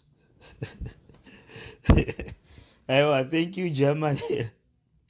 Mune zvakawanda saka inini tori team Titan whether zvaita sei zvokuti osi ane AIDS kuti ana AIDS whether Titan ndiye ataura kuti osi ane AIDS kuti asi zvakachinja kuti ane AIDS kana anayo iyo secret ende asiri munhu kutanga kuita AIDS muZimbabwe mese singatisabva tatovhunduka maadmin ese aya tachimaona achipakura zvisiri fair achiti osi hapana kuti apa achiti Titan hapana chaatadza. Titan abaya dede nemukanwa hapana munhu anga achipombwa anozongo putika anga kanyarara nguva yese paka abuse pesa vanhu kupataura vangobatira papa pekutanzi ataura chistatus yemunhu ine basa rei AIDS inoshamisira rei coronavirus ero tozoti osiya munhu kufa kusvikira mangwana anga anayo AIDS yacho atizoti ndeyarimi pamwe ndeya 2014 but achiri mupenyu chakatsvukirirwa nechiholinda icho saka zvine basa zvinoteta nataura tanzi team titan full stop. Thank you admit DJ man iri botafadzwa kawani. Alright guys, like I said, I'll urge you guys, ndanyora zita rokuti account yandikushandisa yakanzi regimeth iyi yandakanyora yandakapinda pamacomment, saka imi kana musingakwanisa kunditumirawo message ipapo kuti ndikuedei, you cannot blame me. Okay, right now I'm about to add Dorothy. Dorothy, I'm adding Dorothy right now. Dorothy, ndikueda Dorothy. Hello. Ndeipo wangu uribo? Arisiko malevels chimama. Post-elect, my dear. It's really late. It's 2:23, but so yes, in Tongotoro 2 senses down. Go to hell. Then I have never seen Olinda, and then was Zile, but I think she's too much. She's too much. See, Chakwiti go to church Olinda feels like this was stated. I is out there about the status, but Olinda knows she can't carry like she's got a lot of money. Like she's perfect. See, on social media, Baba Bones. Ndaitombotsamba neweni pa Facebook apa, but sometimes zvitaurwe Olinda wants to be out there. Zvaiwana ngwarati. Ataurira pamusoro wangu phone yako yes clear. Hello? You hear me now? Indikukunzwa but wanga chava sikukunzwa. Ndikapfeka my earphone, my headphone. Wabo. Hello? Yeah, right now ndikukunzwa. Yeah. No, ndikuti for a person like Olinda, zvaiwana ngwarati nasi. Because Olinda carries herself like she got money. At least I'm not going to cancel flat. Olinda carries herself like you don't drive a Mercedes. Can't get $23,000. No, but so to be my woman when I do drive a motor jazz. Okay? Yeah, do Olinda ndegera tanga kurara nevarume. Ndegera nohurirwa. Ini ndinonza maikuku murume wangu ari kupi. How many things have I gone through? Drama, whatever. With men. Wakamunona pa Facebook ndichudza munhu wese. Zvaiwana ngwarati. Zveedzi yake kunzi yataurwa. Ameno ndezvake izvo. She brought it to her own self. If you ask me. Titan, as a child, as a young man, any fault, any error, Mandla. Because stories are two sides.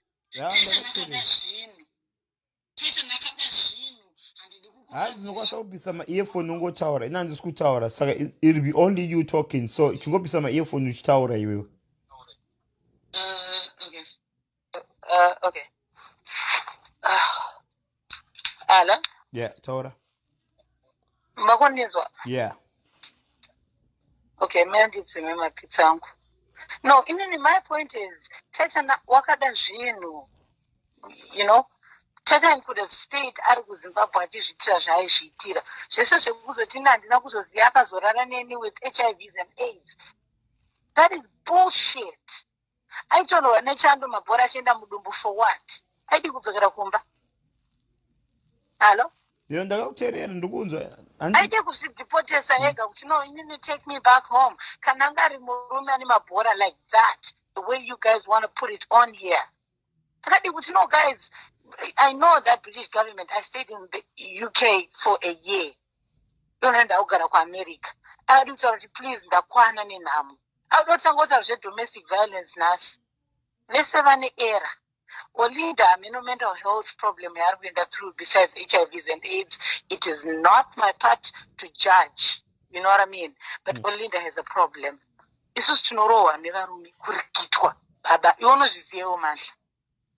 tikupinda dzese wakambonoona pafacebook yangu ndichitaura kuti inini murume uyo azodai waita she always have a case sei achitaura zvinhu zvese ozapana zvinhu zvinonyadzisa zvisingatauriki inini murume uyo azondidai azondiurira come on Linda, go sit down inonogeza uko inonowonda actually go lose weight. We don't body shame people. I used to be 250 pounds. Today I am 195.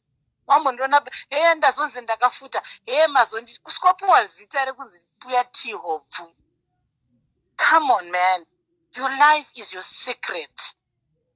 Apana dauza zvauri kuita nana Titan. One nhasi kachimuka kari kachibhebereka kakutaurira edzi yako kupa zvakurwadza baba abonzo.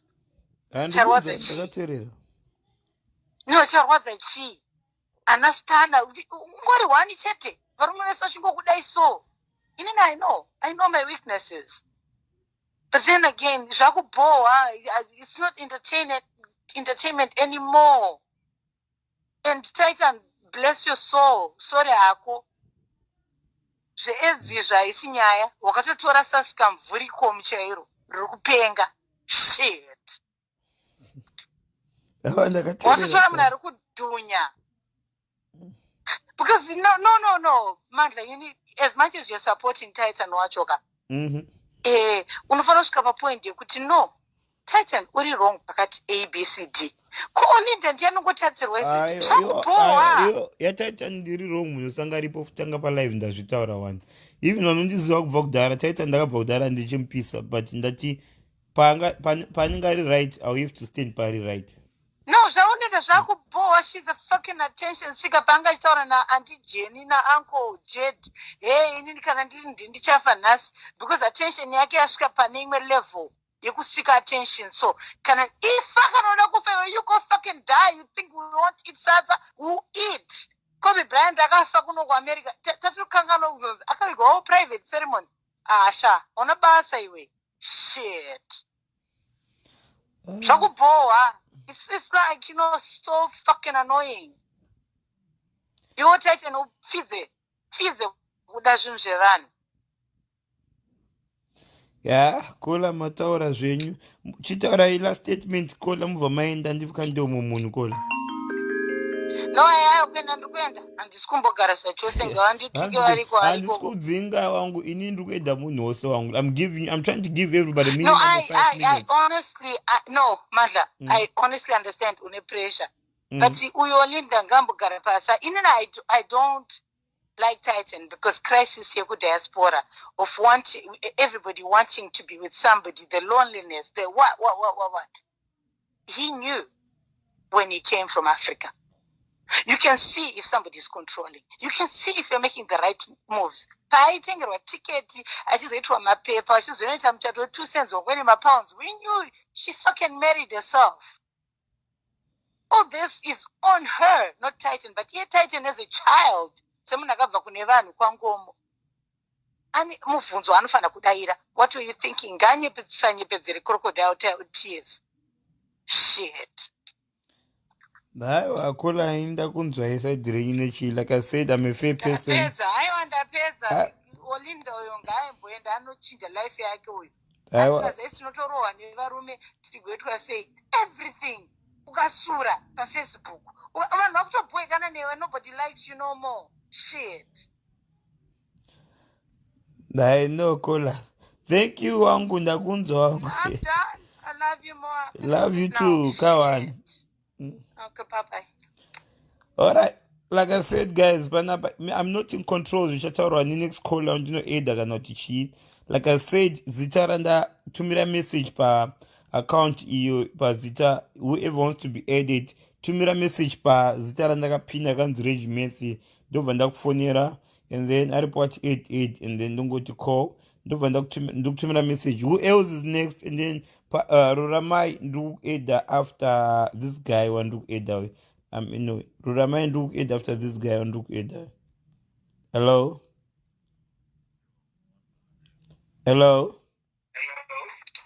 Mandla David. Ndebi wangu zviri sei? I just want to say a couple of things, bro. Yeah, basically the truth is, well done to Titan. Titan because, you know, from what I know, is that he never said anything from the beginning. It's the first time he came out here to say something. Everybody's losing their minds. Like, he shouldn't have done that. Afanudaro. Olinda has been going online from knowing Olinda since 2017, exposing everything about herself, like her relationship, from Stana to whatever, yeah? Pane mwana is news. The pane mwana anafana uchingirizo zvakanaka. Titan was emotional. Titan is hurting as much as Olinda. Do you understand?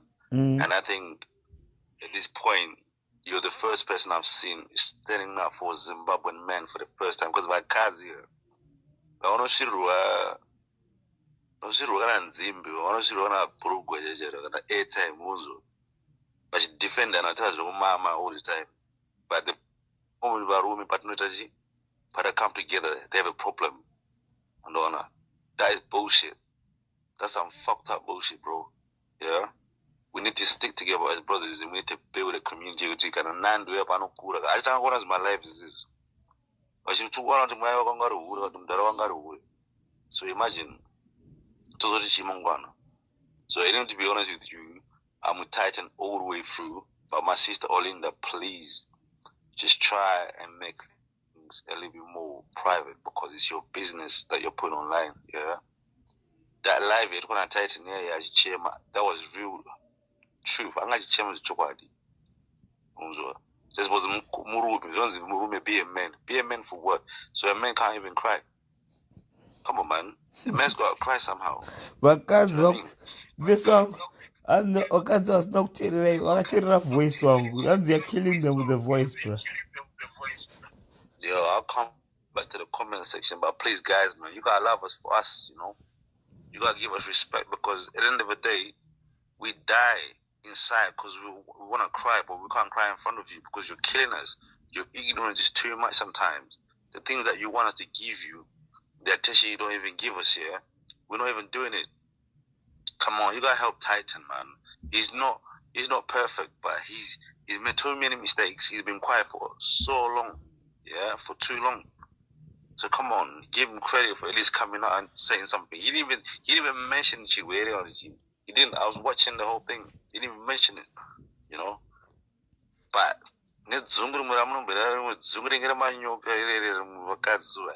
fucking hell, man. Like, listen, yeah. At the end of the day, guys, it's Zimba, man. And let's make sure Olin and Titan will look after Nandi Boo. We'll go back to the comment section and somebody else. All right, the boat and the Wanguga Wanda.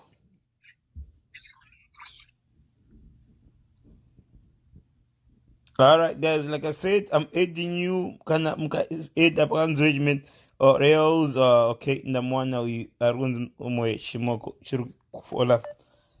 Okay, I open them. Hello? Hello, hi Mandla. Hello, Zuri Sese. So Zuri Sego, my sister. Matpagata Sego, sister Ninga Tina Yabanap. I'll always stand a Titan. Oh, madam, Mimi, can you tell me, with Mimi, Monokwansa Utaroti, Titan Angaga Garaja Kanaka, Maolinda. And Titan Angakambu Garaja Kanaka Munisanga Chizwana. Titan had to withdraw. She's right. I got it as a session on board Olinda.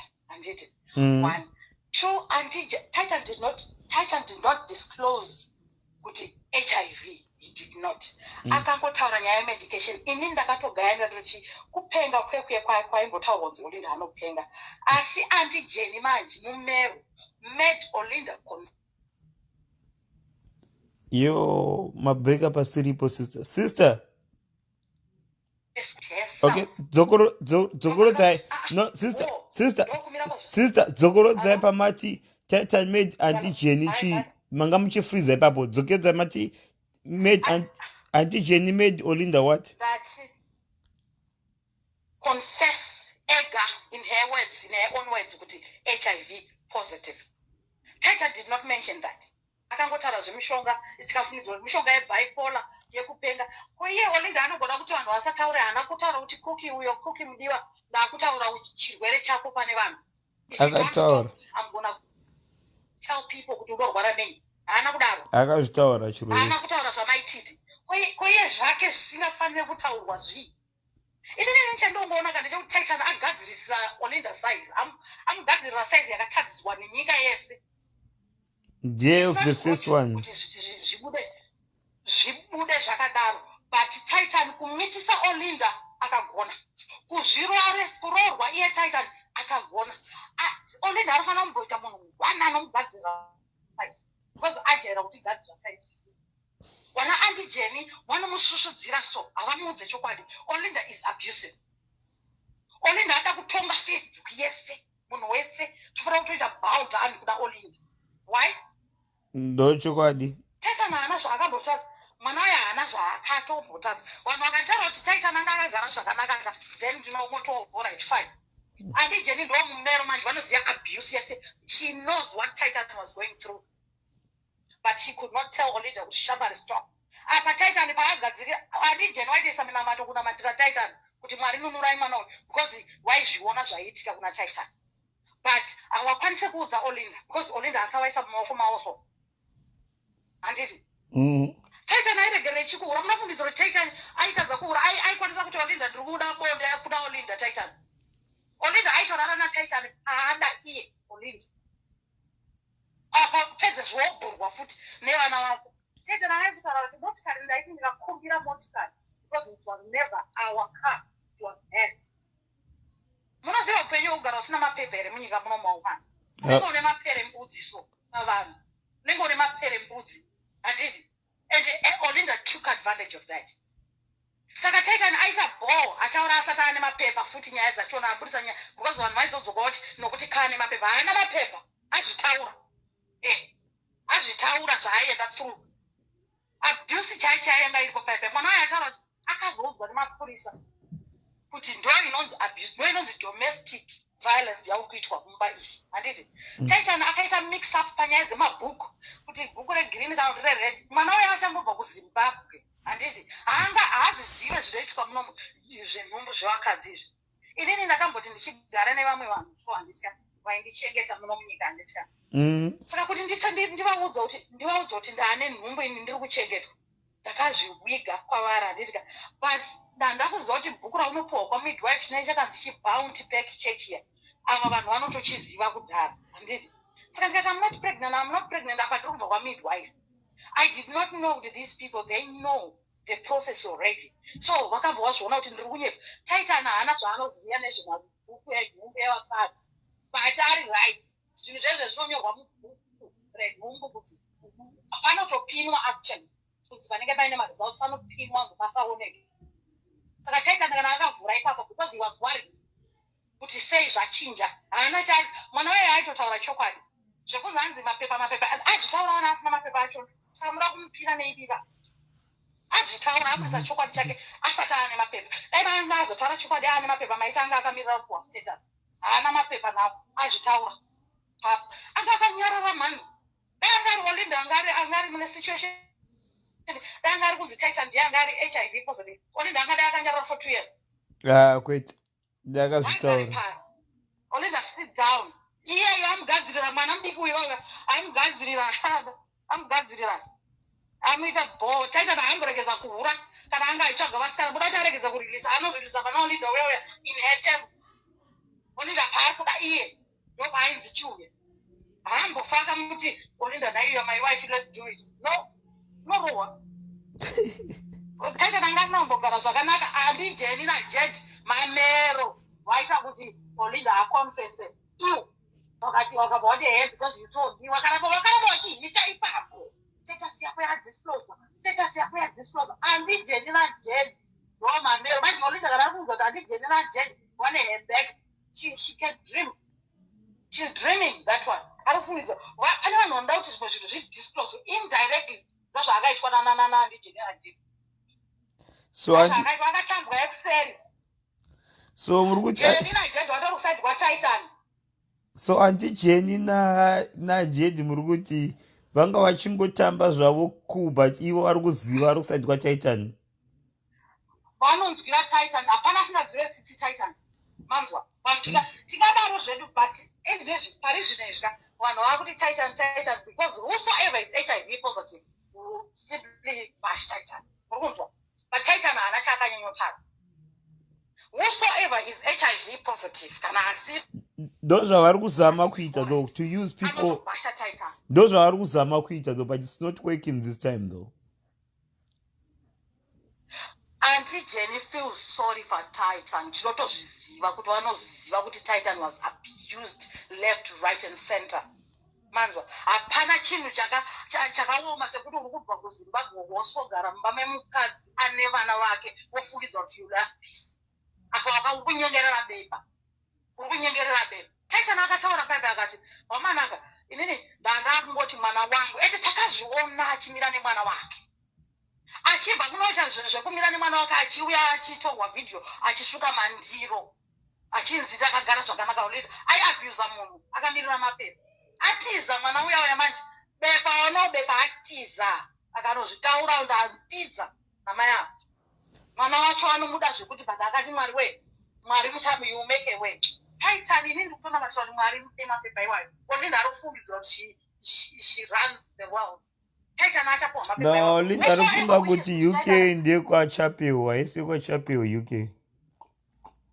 Whosoever wishes kuti Titan adzokere kumusha, zive kuti kudenga kuna mwari. Mwana uya inini ndikutozviziva zvaiinza pro. Mwana uya nenyaya yebepa irori. Saka uyo Linda angauti zvandabva ndakuzvarira so wamhara. Atiza manje mwana uya ende aukunze uko. Anzida akachibata kunze kwaari ikoko. Anzida akachibata kwaari gugu. Wainotaura renani? Olinda danga ine mwana musikana mumba. Aikwanisa kumushandisa izvozvo kuti Titan was after my child. Aida kurara nemwana wangu. Olinda aizviti. Even Titan asina tombozama aitonzi aida kurara accused kuti waida nemwana wangu. Yeah, right.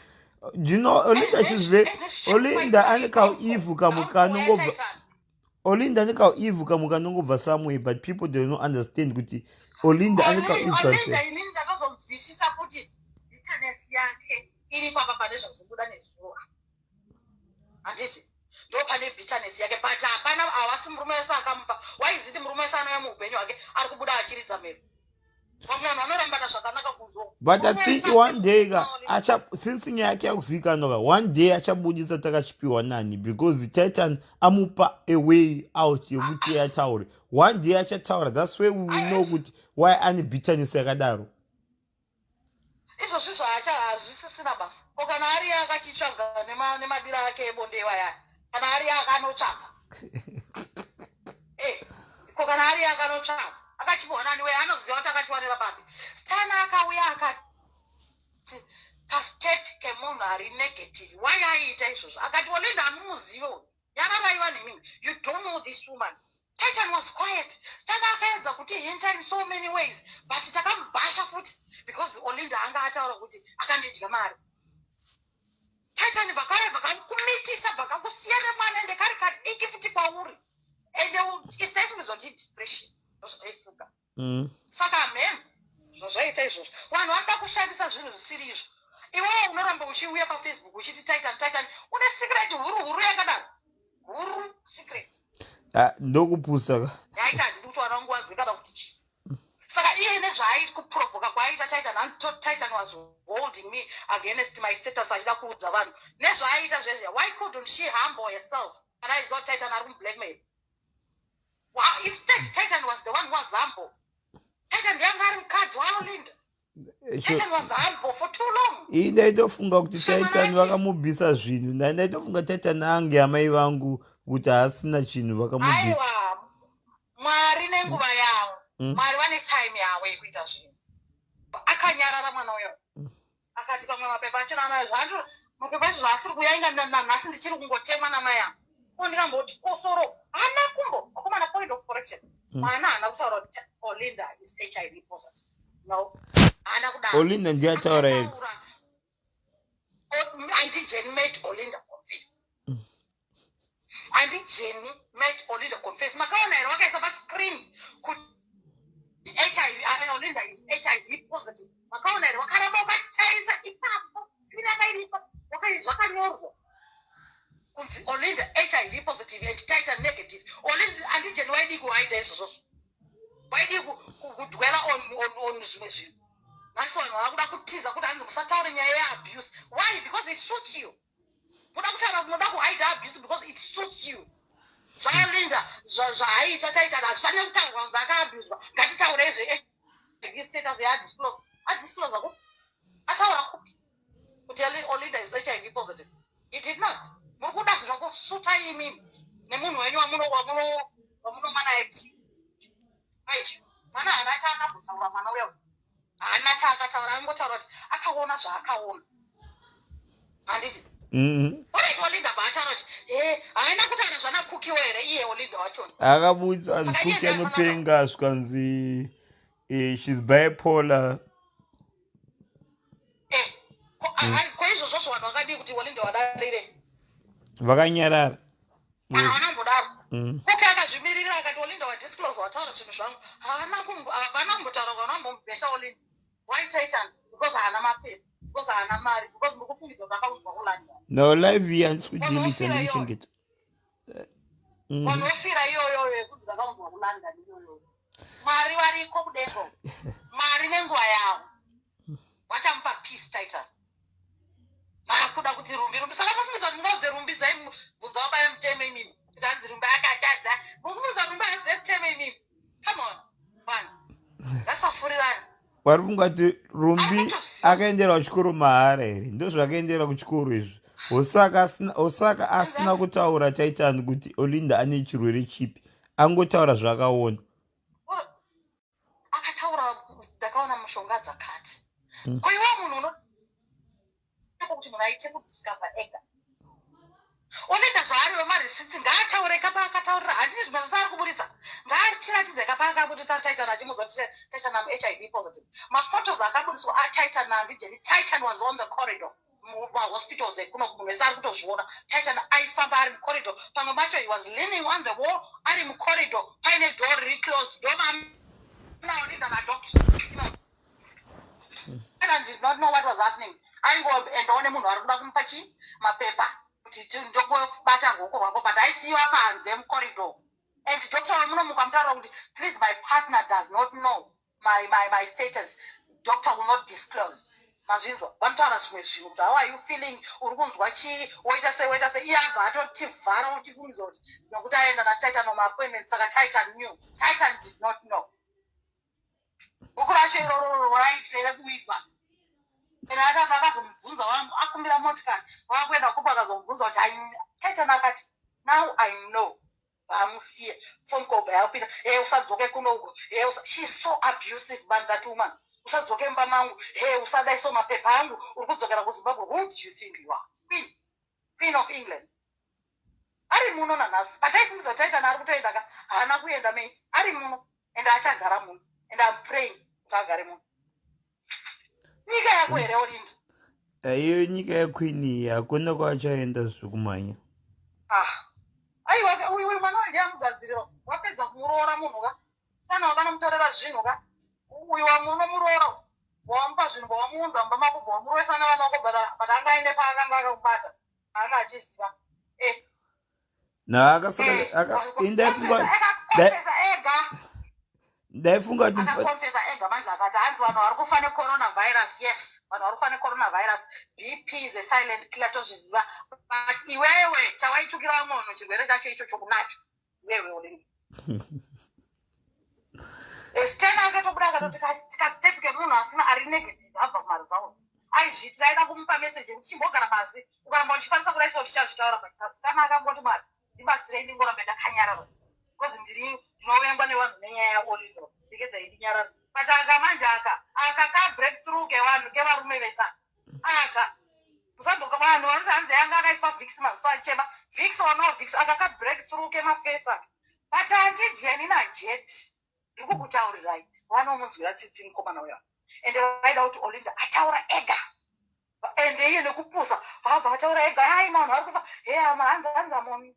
you know what aneno wedzaakataura nderekuti handisi kupasa on chirwere isu kubva tanyatsoteerera zvikanzi HIV akumana taitana akamenshena here kuti HIV no ini ndainzwa nemuromo waOlinda achiudza antigeni. That's why ndandina kuzvinzwa from Titan, ndazvinzwa from muromo waantigeni naTitan, ndozvandanzwa inini because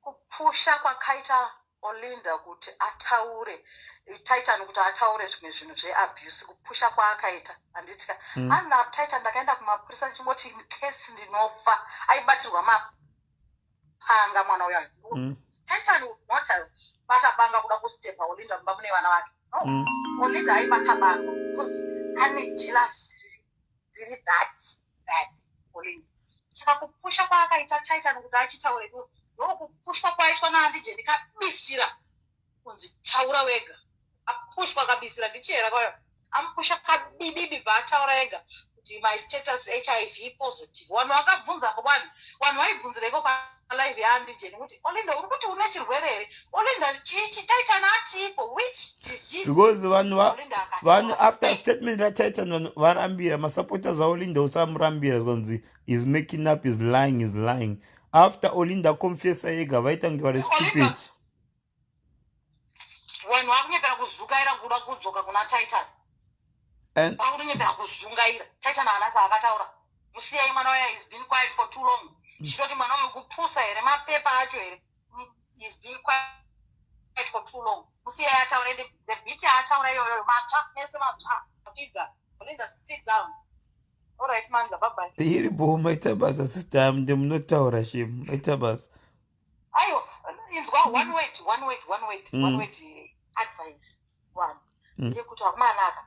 Ungangoita hako get away with murder now, but in the long run, chinodzoka. Kama is a bitch. Chinodzoka. Unocha. Bets. Bye-bye. Bye-bye, maita basa sister.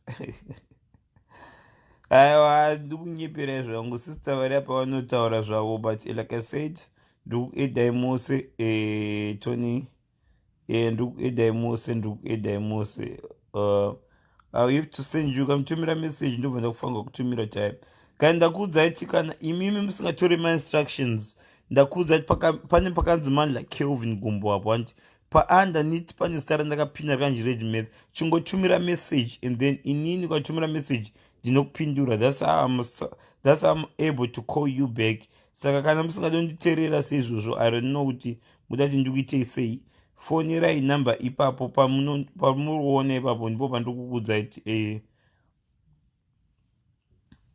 ndipo pandikwanisa kufonererai gandifonere next caller. Vanhu vari kutaura zvavo guys, handisi kutora macall nema aiwa mira no nda vamwe ndotora ndamboisa no mira ndimboisa vamwe ndamboisa ndotora ndamboisa guys, ndoda kuisa vamwe vanyuwani no ndotora ndamboisa mira ndingotora uyu but mira ndimuudze Dorothy mira ndimboisa vamwe Dorothy. I'm only checking for 1 minute. Yeah. Yeah. Mandla, because I'm about to sleep. Yeah. Andijeni nemurume wavo Mamero avagona kutaurira munhu chokwadi. They should have told that girl to stay the fuck off Facebook. Shit. You hear me? Stay the fuck off Facebook. Put your dirty linen out there, not on Facebook. Vada kunyepedzera kumuda for what? Okay, yeah, ndikukunzwa kunyepedzera kuda munhu and then you're putting her out there and then she's putting herself out there as if she's mental. Shit. Good night. Bye-bye. Iri boa maita basa. Okay, like I said guys,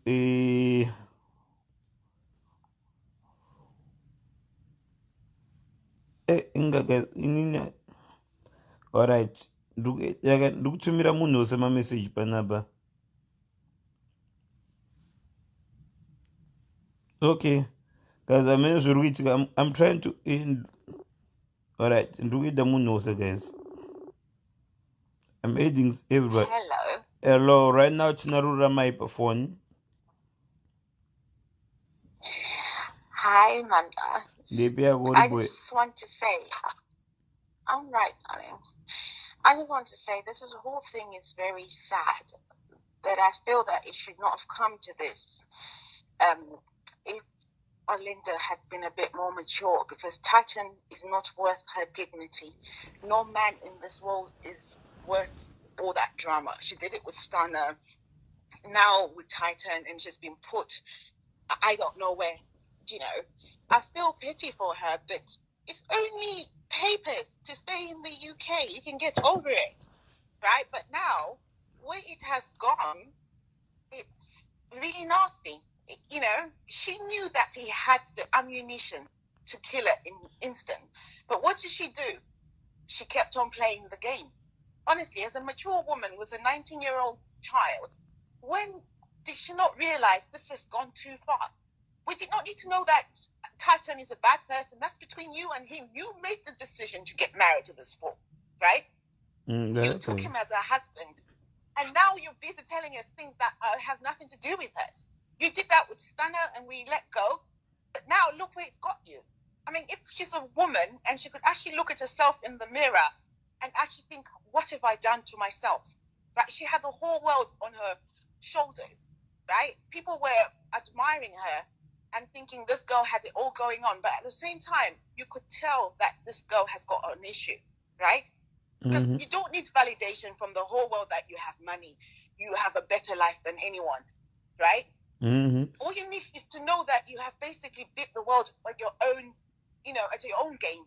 But all these things of putting another person down, right? If you get married to someone, you do not go and tell the whole world what happened within your marriage, right? Respect that whatever you had with him. And I feel that she should look at herself and reflect on everything that she's done since 2017. We've been hearing about Olinda, 2017. Now we're in 2020 February. And we're still talking about the same person. I woke up with just a surprise, like, oh my God, is this really gone this far? She needs to have better friends. She's not a martyr. She's not a tyrant. She's a human being. She's got kids. She should stop being selfish and love her kids, the 3 kids she's got in her house, in her care, and stop this validation from Facebook. You know, she's allowed to come on Facebook and talk about other things, but she should not come over and make us be the judge of Titan, of Stunner, and every other man in her life, right? This went really home, but in my case, there was no Facebook whatsoever, right? I have got relatives who have gone through worse. Only Titan did not go to prison. Someone lost their life when somebody with such diseases like Olinda happened to be bitter, right? If I have to tell you what happened, right, even though I felt sorry for that person, but it destroyed 2 lives. One person went to prison, not the one who had the disease, but the other person went to prison and lost their life, right? Because of a bitter person like Olinda, right? Her bitterness can kill someone. It can actually damage a person. She needs help from the medical, mental health institute, because her vendetta with a man is very horrible, right? I have a relative who went to prison because of a person in this condition. But what happened was she actually accused that person of abusing a child in their care, right? And you cannot gain back your life because someone else is better with the world. That person did not even have this disease whatsoever, but because that person wanted to leave. Yeah. So we need to be careful when we look at this kind of world and we think it's all fiction, it's all on Facebook, it's all a show, because people need to sit down and actually think and the implications of what is happening here. This is very serious. It's got so much traumatic, connotations to it.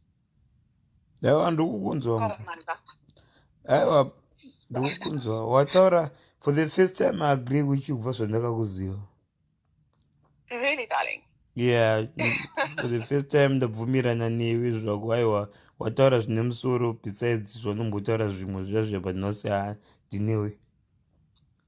Oh, thank you, my love. Anyway, that's all I had to say. I don't really want to talk about this anymore because I'm not taking sides. They're both wrong. No, Eri boss, thank you so much. I love you. I'll call you ndapedza panapa. Love you too, babes. Bye. Bye bye. Alright, alright guys, pama comments up. Who should I add next? Tony. No, mina ndione kuti okay, no, my aids akawanda apa. Okay, ndofunga kutumira ndingangoti hey. Ndingangoti hey, okay, ndikufonera Mose. Alright, ndikufonera Mose. Alright, cool. Tony. Alright, I'm calling you. Ndikufonera Mose guys. Ndawana about 18 missed calls. Ndikufonera Mirai. Give me a chance to breathe. Yo. Kondatumira message Tony. Alright. Panels feature. Mirai ndakuona guys. Sorry, ndakuona guys. Tumira my messages. Ndawana about 18 missed calls. Ndikufonera Mose. Panels Peter. I have to put on some cards. Ngasa murume ndio some cards. Yeah, Mandla. Jama nava. Mushinde kwangu. Pana wangu zuri sese. Mushe. Inini I stand with Titan warume. Titan mchinda uyo akanga akateerera Olinda achita zvaanoda nguva dzese. Olinda 2 years dzese dzanga achingobhasha Titan. And Titan anga akangonyarara. Olinda akanotombopa Titan mukano kuti azorore. But Titan anga akangotsungirira kunyarara chete. Anosvikepi munhuwo ane ropa zero kuti kana uri munhurume haunzi kurwadziwa. Zvinenge zvichitopindawo. Utomboedza kuti arega ndisiyane nazvo but ozoona kuti mhepo dzacho dziri kuramba dzichivhuvhuta bheta nditombodzimura. So Titan ari right pane zvaakataura. Plus Titan kana achinzi haana kutaura kuti Olinda ari kurwara nei. Problem yake ndeyei ipapo. Ndikukunzwai German, taura zvinhu. Problem yake ndeyei ipapo because haana kudisclose disease yaainayo. Akangotaura zvaakataura. Avo ndo vakazopa kuti iye Olinda abudise oga pachena kuti ndiri kurwara nei. Saka haisi mhosva yaTitan iyo. Plus Olinda chii chinomboita kuti ndiye here mukadzi ega the whole world. Chii chiri kuita kuti iye nyaya dzake dzingoramba dzingonetsa pasocial media. Why in the first place achiunza nyaya dzake pasocial media? Kana akatsamwa anouya kuzopopotera pasocial media. Changoitwa chitikitika akangomariwa mbijana anouya kuzopopotera pasocial media. Ndiye munhu yega here, ndiye mukadzi ega here the whole world. Aiwa, bvunzai zvenyu German ipapo ndinemi. Saka Titan vanhu ngavarege kutsigira zvinhu zvisiri izvo. Ndo zviri kupa kuti tisavakana izvozvo. Because tinotsigira zvinhu zvisiri izvo just because ane mari. Mari ndeyake hafi akakupa nyange kwamuti kosi ari right ari cheap but richness yaaifi yakauya kwauri ndezvake. And that richness ndo yaari kusenzesa ega kudestroya life yake nevana vake. Saka nyange wakati chibhegi nderake ari ega. Ari ega. And when God blesses people, Mandla, if God can bless you today, haasi kublessera kuti iwewe ushandise vamwe vanhu. Ari kublessera kuti uplifta vamwe vanhu. Handitika, you are a blessing also to uplift other people. Kuti vabudirirewo. Handiti. But iwe ukazoti tora blessing iya ukaimisuse manje wakuisenzesa kuda kusenzesa vamwe vanhu. Uvaite zvinhuta zvako. Wotora vamwe vanhu vaita zvinhuta zvako iwewe. Nekuda kuti une mari. Mwari vanoita kuti usaenjoya that richness. Saka Olinda nyange akapfuma sei izvezvi nyange akanzi akuona that America yave yake yese. But achiramba achiita zvinhu zvaari kuita izvi. She will never rest. Hafi akawana peace. Aiwa, ndo chokwadi ipapo. Muswinyepa German naiwa. Asiyani nenyaya yekutsvaga varume achisenzesa mari kuti akatora murume yeye anozomushandisa zvaanoda just because iye ane mari, because imba ndeyake, because murume akamuwana ane mota, akamuwana ane basa rake, akamuwana ane kambani yake. Aiwa, kana achitora munhu ngaatore munhu ekumuda ende ngaave submissive semudzimai kuti naiyewo murume agozovawo submissive kumukadzi wake semukadzi. How can I be submissive kumukadzi wangu kana iye achitanyanga every day? Zvoro kuti ndingati vemaika mumba imomo ndakufanira kugwada magwari achita zvaanoda. Ipapo mataura chokwadi German, ndamusitomboonyepa kuti ungadana sei nemunhu ari kufunga kuti iye ane mabhora kunge iwewe. Hazvife zvakashanda. Hazvife zvakasenza izvozvo. Ende ndinotoona kuti Titan vana vaOlinda chaicho anofunga aitova saluta achipinda padho kuti bosi ndoda kupinda mumba, bosi ndoda kuenda kushawa, bosi ndoda kumbobuda. I think so because ndo zvazvotoradza because Olinda she's too loud. Musi kunyepa zvamuri kutaura Germany indakazvinzwa kuti Germany aigezesa maplates evana vaOlinda vanenge vasiya patable. handiwaona manje Muri kuita kunge ndakuudzai inini kana tombokuzive wangu but uri kutaura chokwadi. handiwaona manje saka Titanica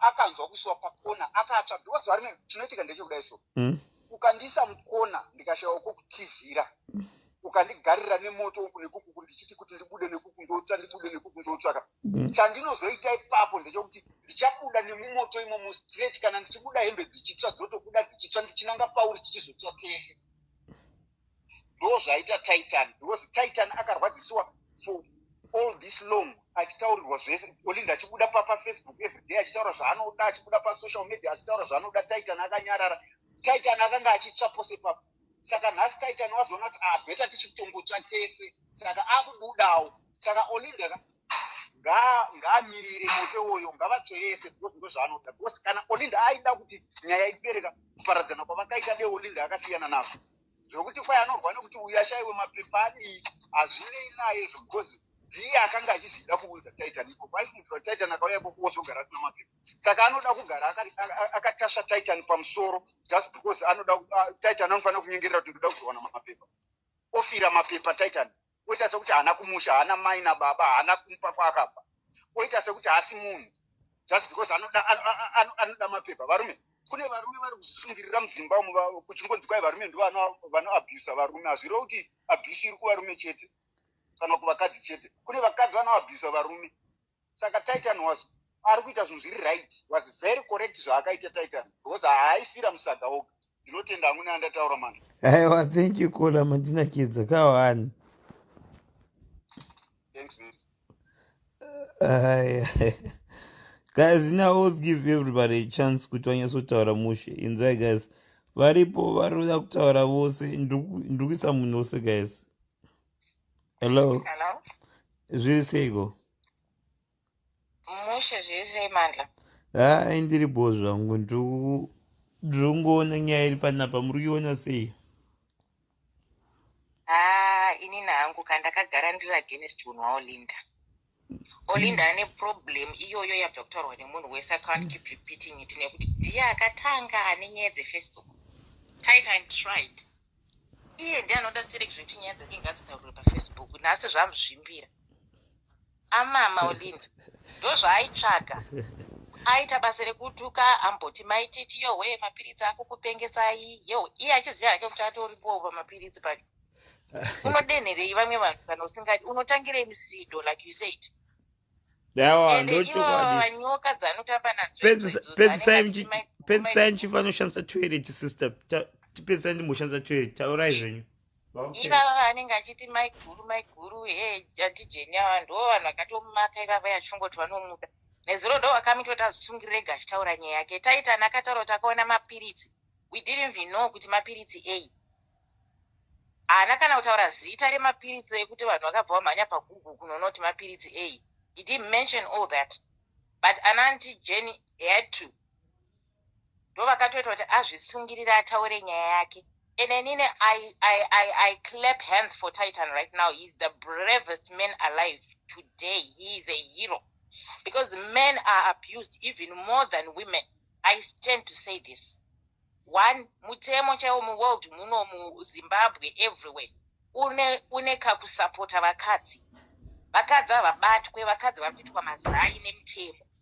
And because of that vakadzi vakuabuse varume left right center. Men hate too even more. Varume vanhu. I have a son. I wouldn't stand nonsense ikuitwa naOlinda ndingatopenga kuita mai azuka kuroya chaiko chaiko. Achida vakadzi vanojairira. Murume ende murume munhu vanhu vari kungoti vamwe chevese unomunzwa achinyora statement mukadzi hanzi handisi kuwirirana hangu nezvikuitwa naOlinda but because I'm a woman I'll stand with a woman. That's bullshit and nonsense. Shit chairehwa nalast corner. I don't zvema stand by woman nonsense movement. Kana mukadzi ari wrong kana murume ari wrong I stand with what's right. People should learn to stand with what's right. Varume vachozvitaurira kupi, akachema anonzi ari wiki, akakomplaina anonzi mukadzi, akadai anonzi. Please, please. Varume vavanhu, ende kana musingavade stereki munovaitirei varume vacho? Garai kamega vakadzi. Inga chirambidzwe wani chingo chacho.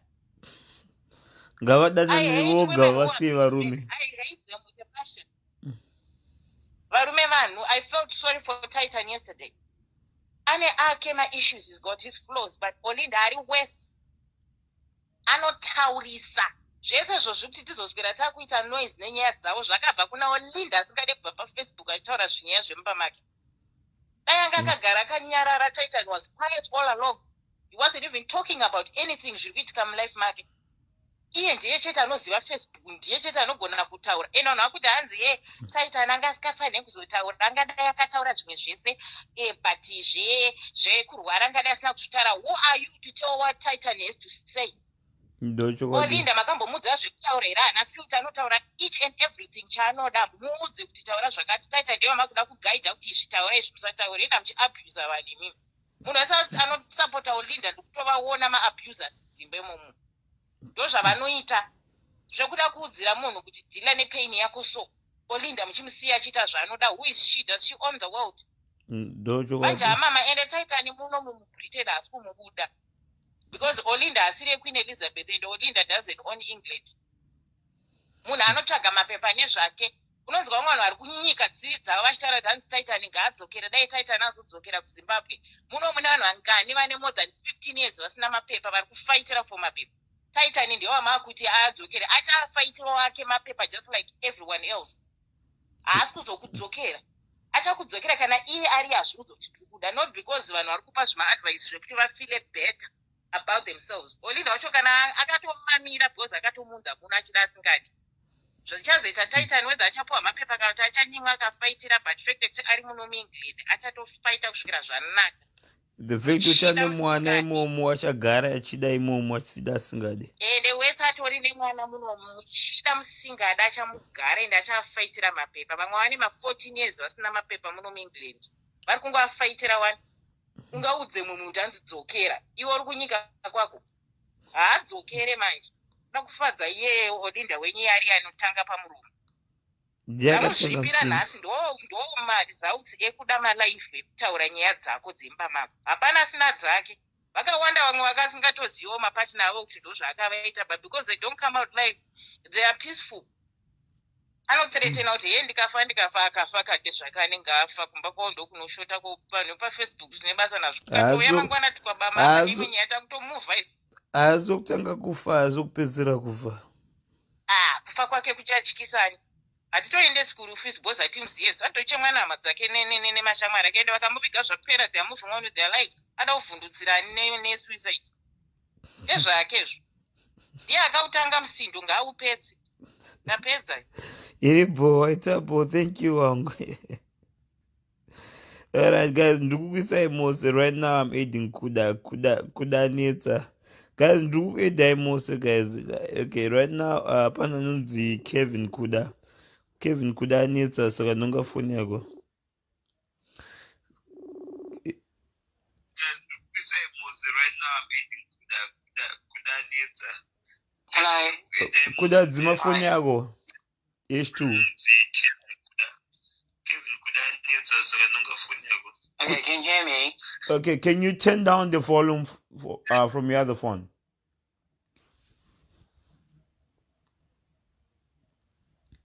Yeah, I'm going to call him one more time and then you gotta be rumble.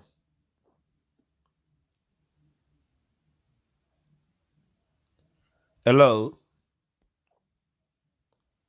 Hello? Good. Can you hear me? Now I can hear you, yeah.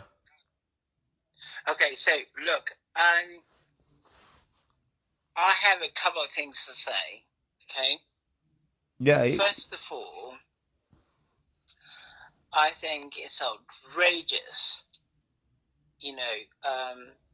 that women can have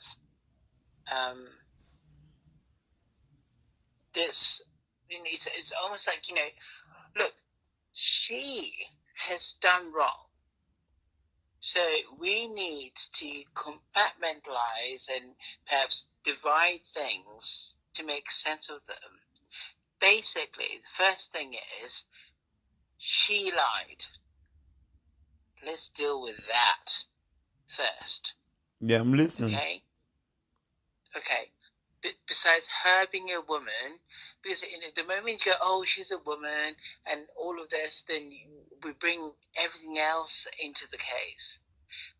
Bottom line is, you're in a relationship, you did not disclose your status to someone, you've got a baby.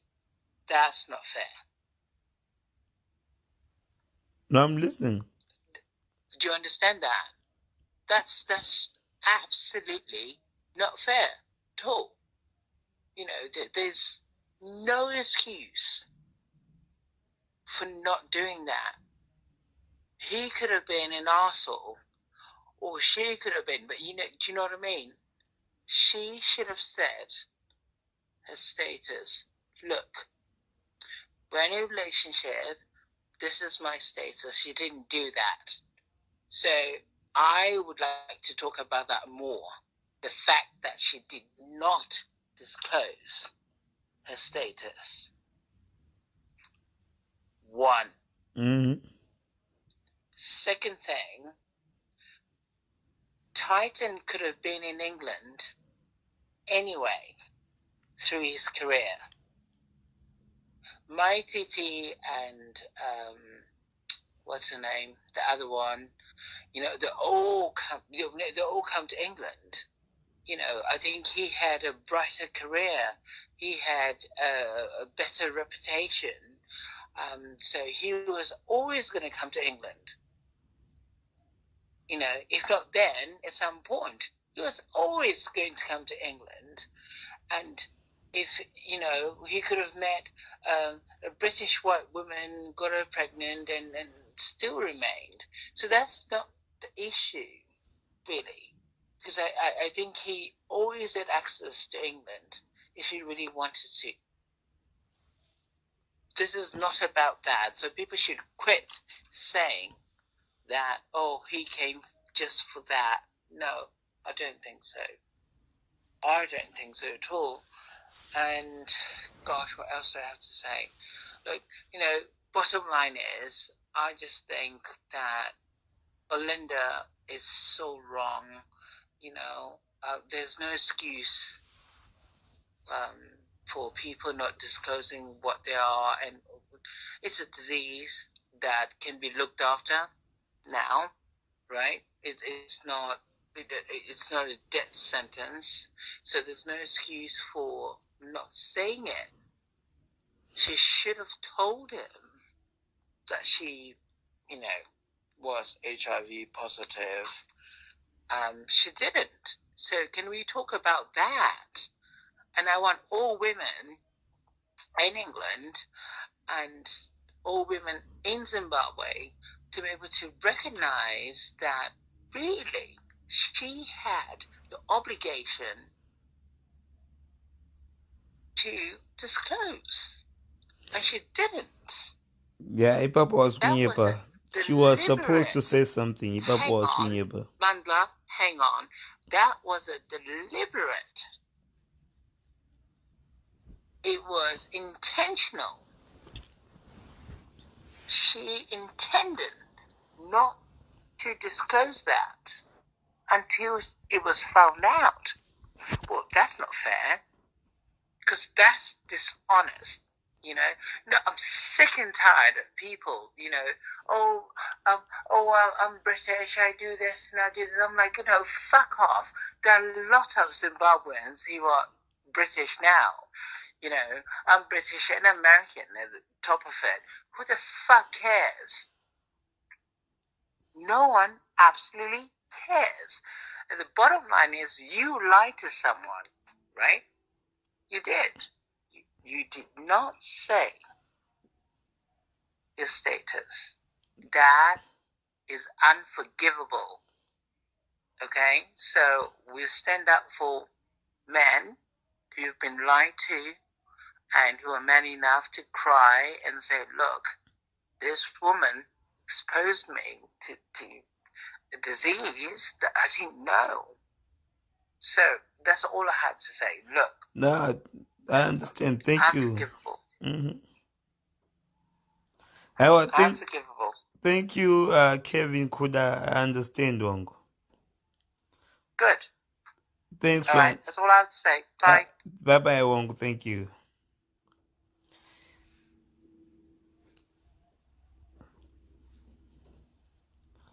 Okay, guys, don't worry. I have more to add. Okay. I think I added this one. Okay, which was it? Not add. Okay. Ndikuita munhu wose, guys. Ndikuita munhu wose. Unless kana munhu washani ngaenda.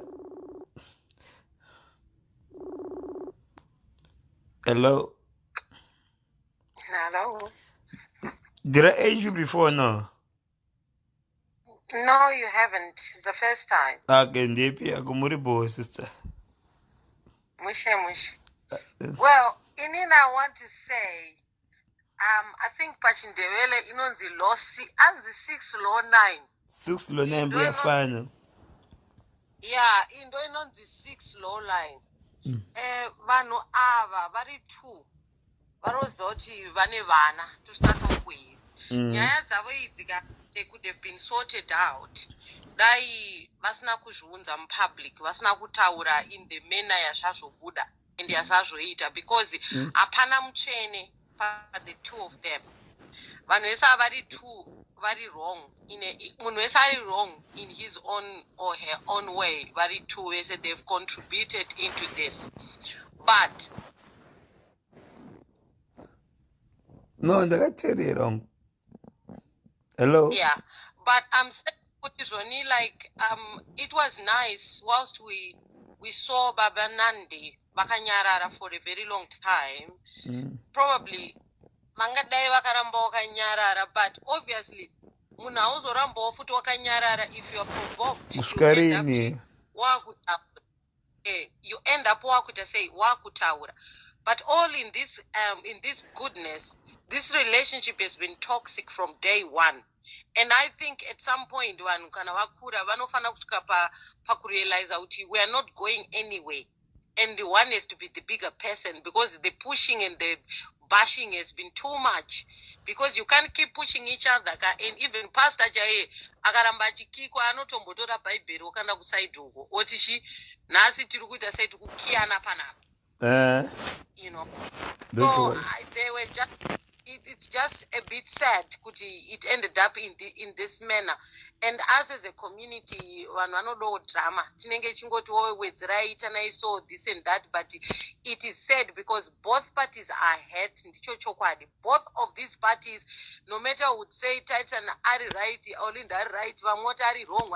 Both parties are hurt, and in the midst of these both parties, there are families, there are children. There is a lot of people that are going to be affected because this has happened.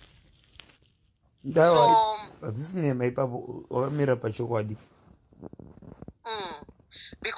I mean, I'd say to myself, fine, you can keep quiet for long, but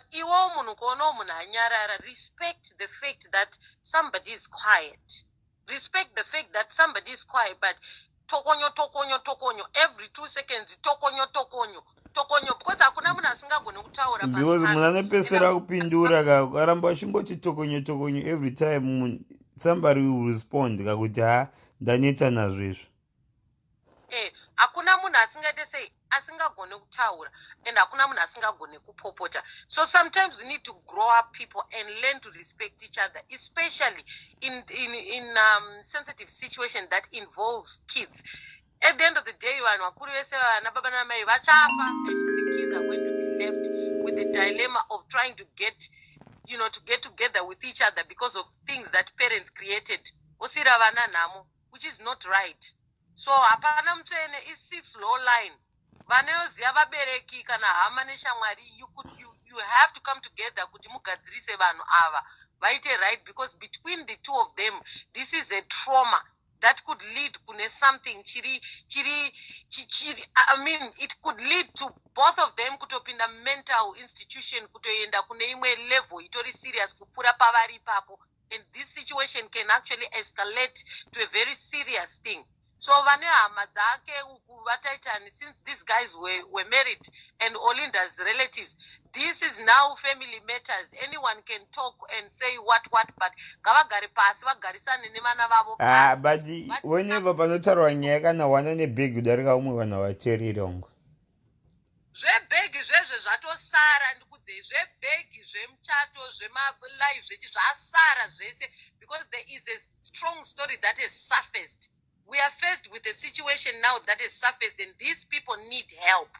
They really need help, because I'm telling you, we are talking here and enjoying taking sides, but in the end, we are not going to be happy if the worst happens in either both ways, whether it's Olinda or it's Titan. It's still going to be said if it happens, whichever the way. So these people need help. They need counseling. They need therapy. They need professionals, not zvedu zvepa Facebook zvekuti tikutaurawo. There are so many professionals. They are both in UK, which is good. There are so many professionals. I think in that field there is more than 12 or more professionals who are qualified to actually sit with these people down and talk to them. But the thing, yes, Titan wasn't wrong to tell his side of story. Everyone wanted to hear Titan's story because this thing has been being poked for too long. But in ndinotaura kuti ma-advisor evanu ava vari two. Ma-advisor ndiwo akakanganisa, because ukawana bad advisor in a situation when you are down, you are bound to say the wrong things at the wrong time. You could be saying the right things, but you say them at the wrong time. Because it's not like the content of the stuff that was said was wrong or was right, but it is the timing that is the problem. It is the timing when things are said.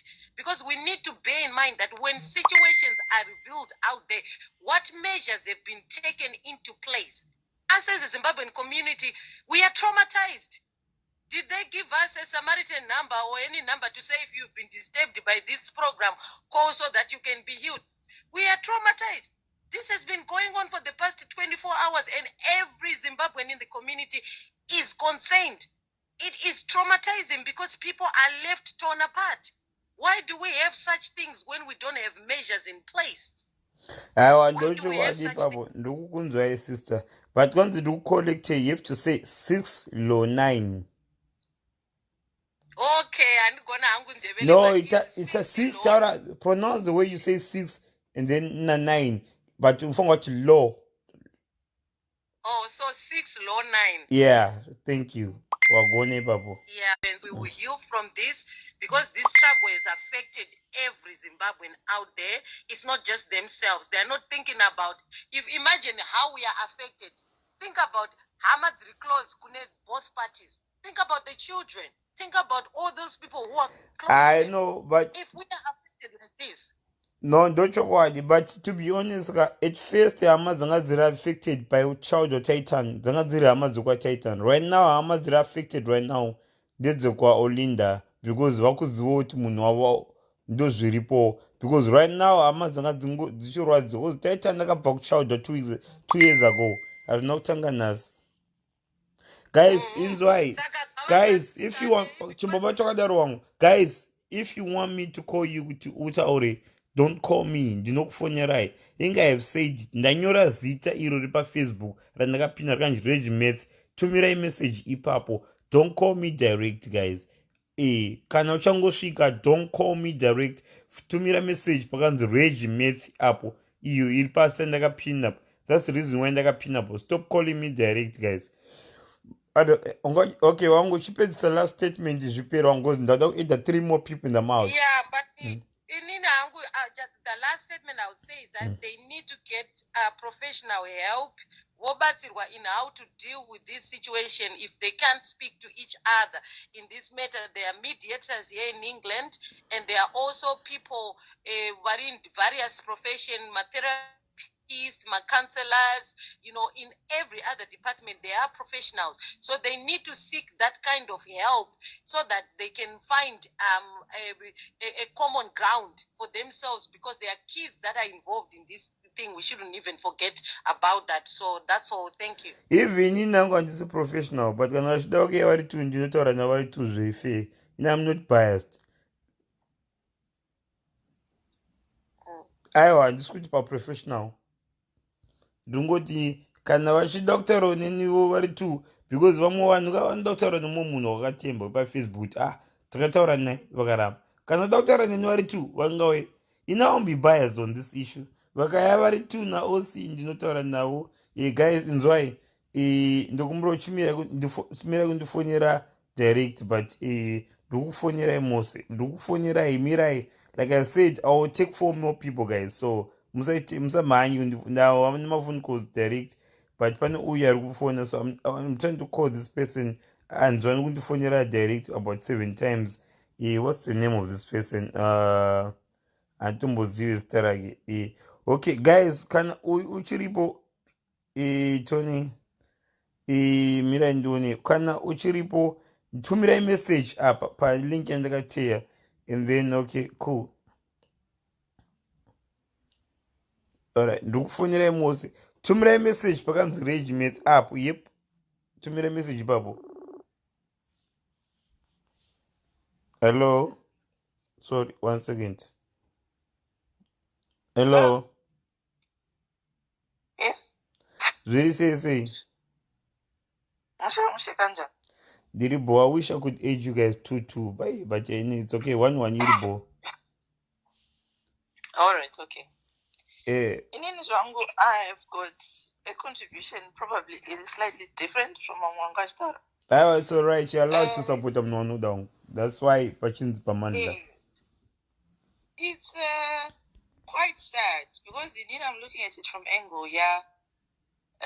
Rumbizai Vunzawabaya and how kind of the Zimbabwean community have looked at her as an inspirational person. A person in a position of leadership, in a position to direct others on good approaches in doing things and everything else. So, Taitana Olinda, Zivavani, Squabuza, Vanagaranetana, and all that. But, we kind of, as the Zimbabwean community, we kind of celebrate, I think, things that generate views, popularity, and I know it's people's lives and all that, but in the public domain, people will comment whichever way they want. But because Rumbidzai is a professional person, a lot of people probably look up to her to aspire to achieve better, sister, in the community. So anga asingafanga kuvhumisa Titan titauriri because time iri kutikwadza saka ndatingonanga panyaya yacho gaga mucommunity tinoda vanhu vanotiitira vanonesi mune zvakanaka so inini saka muri kuti zvaitwa narumbidzai zvakashata it's immoral to some extent. How is it immoral kana munhu uri uchabhuzwa nemunhu saka you should keep quiet for 5 years uchabhuzwa No. I'm not saying Kuti he needed to keep quiet. No, I'm not saying that. I am saying the platform in the way that it was used. Nyaya abuse and everything else was fine. Pakutaura about the other things. I think there's a Pakutaura about the other things kuti umwe munhu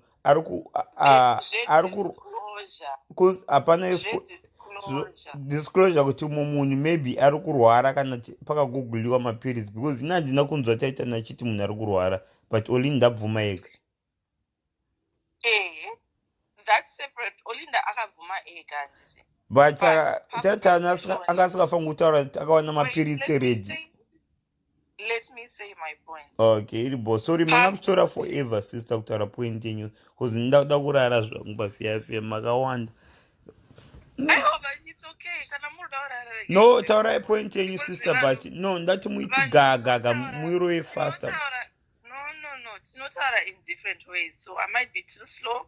Let me leave you. Alright, no, taurai zvenyu, sister, alright, chitaurai ndakunyarara, but don't take forever, please. Ndakunyarara zvangu. Inini ndati pakutaura kwangu ka I could be a bit slow for you, but that's how I am. So ndopatori ne some of my points, I think. Kuti my approach to things kana nichitarisa munhu as somebody who's inspirational. There are probably other people like me out there vanokwanisa kunge vari kufila how I was feeling. Kuti there were some grey lines pakashewa that disclosure things. If you are a professional, if you're in the medical field and all of those things, pre exposure zvakataurwa and non-detectable zvakataurwa, it is guiding. It leads people to think in a certain way about what Titan was disclosing. Saka, yes, it's a grey area. It's out there, it's been said. And what I am saying is, Olinda and Titan, there are people in the public, Vaninge Vachishi, Ita, and all of that. I'm not, I wasn't expecting it, probably, is the phrase that I can use, from a person that I was looking up to as an inspirational figure. Because to me, and this is my personal opinion, it feels like she is dragging herself low by doing things that are aligning her more to gossip and things like that, which deviates from the actual main issues. So I think there was something taken away from Olinda Bakutishakashewa in a way maybe which she wasn't prepared for, which is fine because she shares other things about other people in ways that they are not prepared for. But for a professional person, and you know what she stands for, migrant families and all of those things, I am now thinking there are a lot of other people that I work with, because in my background I'm a social worker, that would access her sort of services. But with that which happened yesterday, you start thinking, Kuti, how confidential is she when there are some other things? Dombro kuvunza sister since muri kutenderera yacheke sister ka dombro kuvunza rumbidza yachichipa interview no me have a question. Rumbidza ichichataura about nyaya Olinda. What you mean about nyaya Olinda? Anti mati sister ndikuvunza what did Rumbidza say besides listening nokuvunza muvunzo chichataura iye akataura nemunhu about aitaura about mumwe munhu akataura naTitan. No, so Titan akabuditsa zvakabuditsa, but what did Rumbidza do zviri wrong? Saka munhu anorambidza kutaura zvaari kutaura kana let's say you are a counselor kana munhu akada kutaura express how they are feeling, you should not listen to them just because people will judge you just because you listen to somebody else. No, that's not what I'm saying, but I'm saying no, but the way you're saying, I thought that's what you're saying. Maybe I'm wrong according to medical field yenyu, but ndozvandanzwa inini, maybe chirungu chandijamba indanzwa nekuti Rumbidzai she's wrong. Other people won't feel comfortable kuyazovaudza zvavanoda kumapersonal zvavo because iye arini here saying anything. Titan ndiataura zviri pamoyo but iye handina kunzwa zvaataura. Maybe ndiri kunzwa zviri wrong, maybe ndanzwa zvitukwani kana tichi, but sokunzwa kwandaita inini ndawa muchiti vamwe vanhu they won't feel comfortable vachiuya kuzomuudza zviri private kwaari. So maybe ndanzwa zvitukwani. I'm wrong kana sorry zvako kana ndanzwa zvitukwani, but I think ndozvandanzwa. I said, okay, let me repeat what I said. That she facilitated, and listen,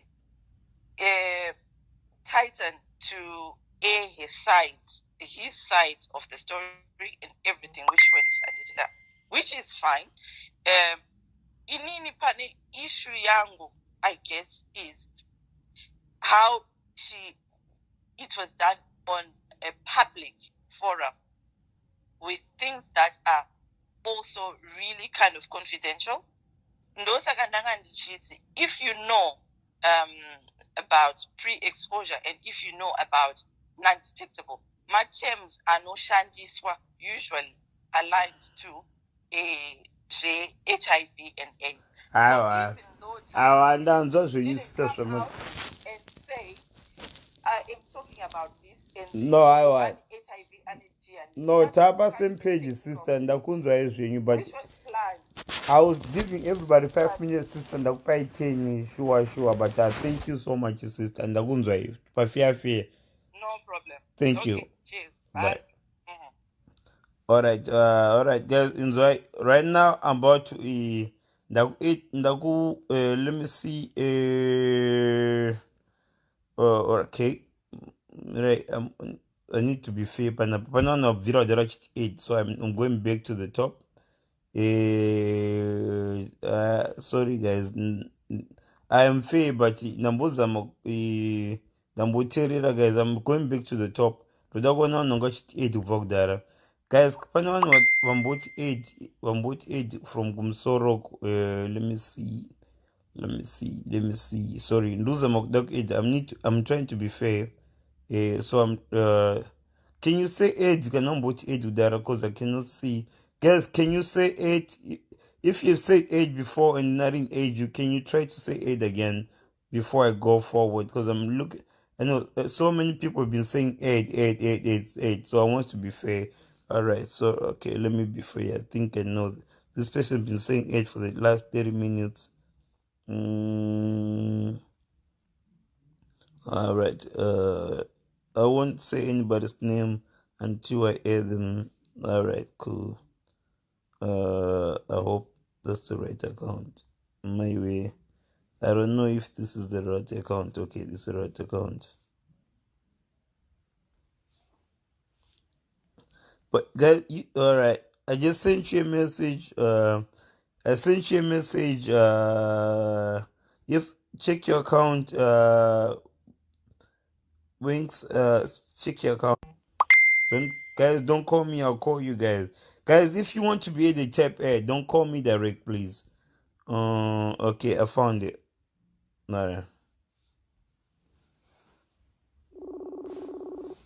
All right. Gordon been saying 8 for a long time. Hello. Deep afa wangu zwisise. Deep Mandla. Afa zwise wangu. Mina right. All right, sisi. Hello, my sis. Welcome. Idino indaba yabo Olindi yahlupha. To me, it's interesting because there are two camps. There are camps who are talking about Titan, what Titan said is illegal, and disclosing someone's status is not allowed. Right? Mina njengomuntu othanda ama-facts, I've actually spent the whole night looking whether it's actually illegal for Titan to disclose. If someone puts you at risk, puts your health at risk, even if that person does not infect you, the risk that person put you through, it's not illegal to disclose that journey. So what Titan did was not expose Olinda's status. He exposed his journey through the risk that somebody put him through. Yes, yeah, I'm listening. So it's not illegal. What is illegal where people keep saying unosungwa in England? It is when a professional or someone who has a professional person who has access to your medical records, an employer, an organization, health professionals who by law, confidentiality guideline, who are not allowed to disclose. But if someone puts me at risk, my partner, I have every right to say, Mandla put me at risk. You understand? And I think that is the angle where the advice Gap Titan was correct from a legal perspective. Morally, we are now confusing what is moral and what is legal. And siyakhuluma kakhulu until we believe that something that is moral is legal. Awuhambelani. And someone can say I'm wrong. I don't know. No, but illegal elikhuluma ngayo, it's not actually true in law. It is the person who puts me at risk who is doing a criminal offense. Not me by saying Mandla almost gave me umkhuhlane. You understand? Yeah, no, I'm not in So from a legal point of view, we are lying by saying that he is not allowed to say. He spoke about his journey. Ngahamba lo muntu kazange ngitshele, and then I discovered ukuthi umuntu lo put me at risk. Ngagcina senthatha i-prep. You understand? He is disclosing his medical journey. So kule dispute here between what is moral and what is legal. And mina for Urumbi, I think it's actually a good thing that she has actually put this dilemma in the public. Because as Zimbabweans, we are very good at saying things are illegal when the truth is not what they are.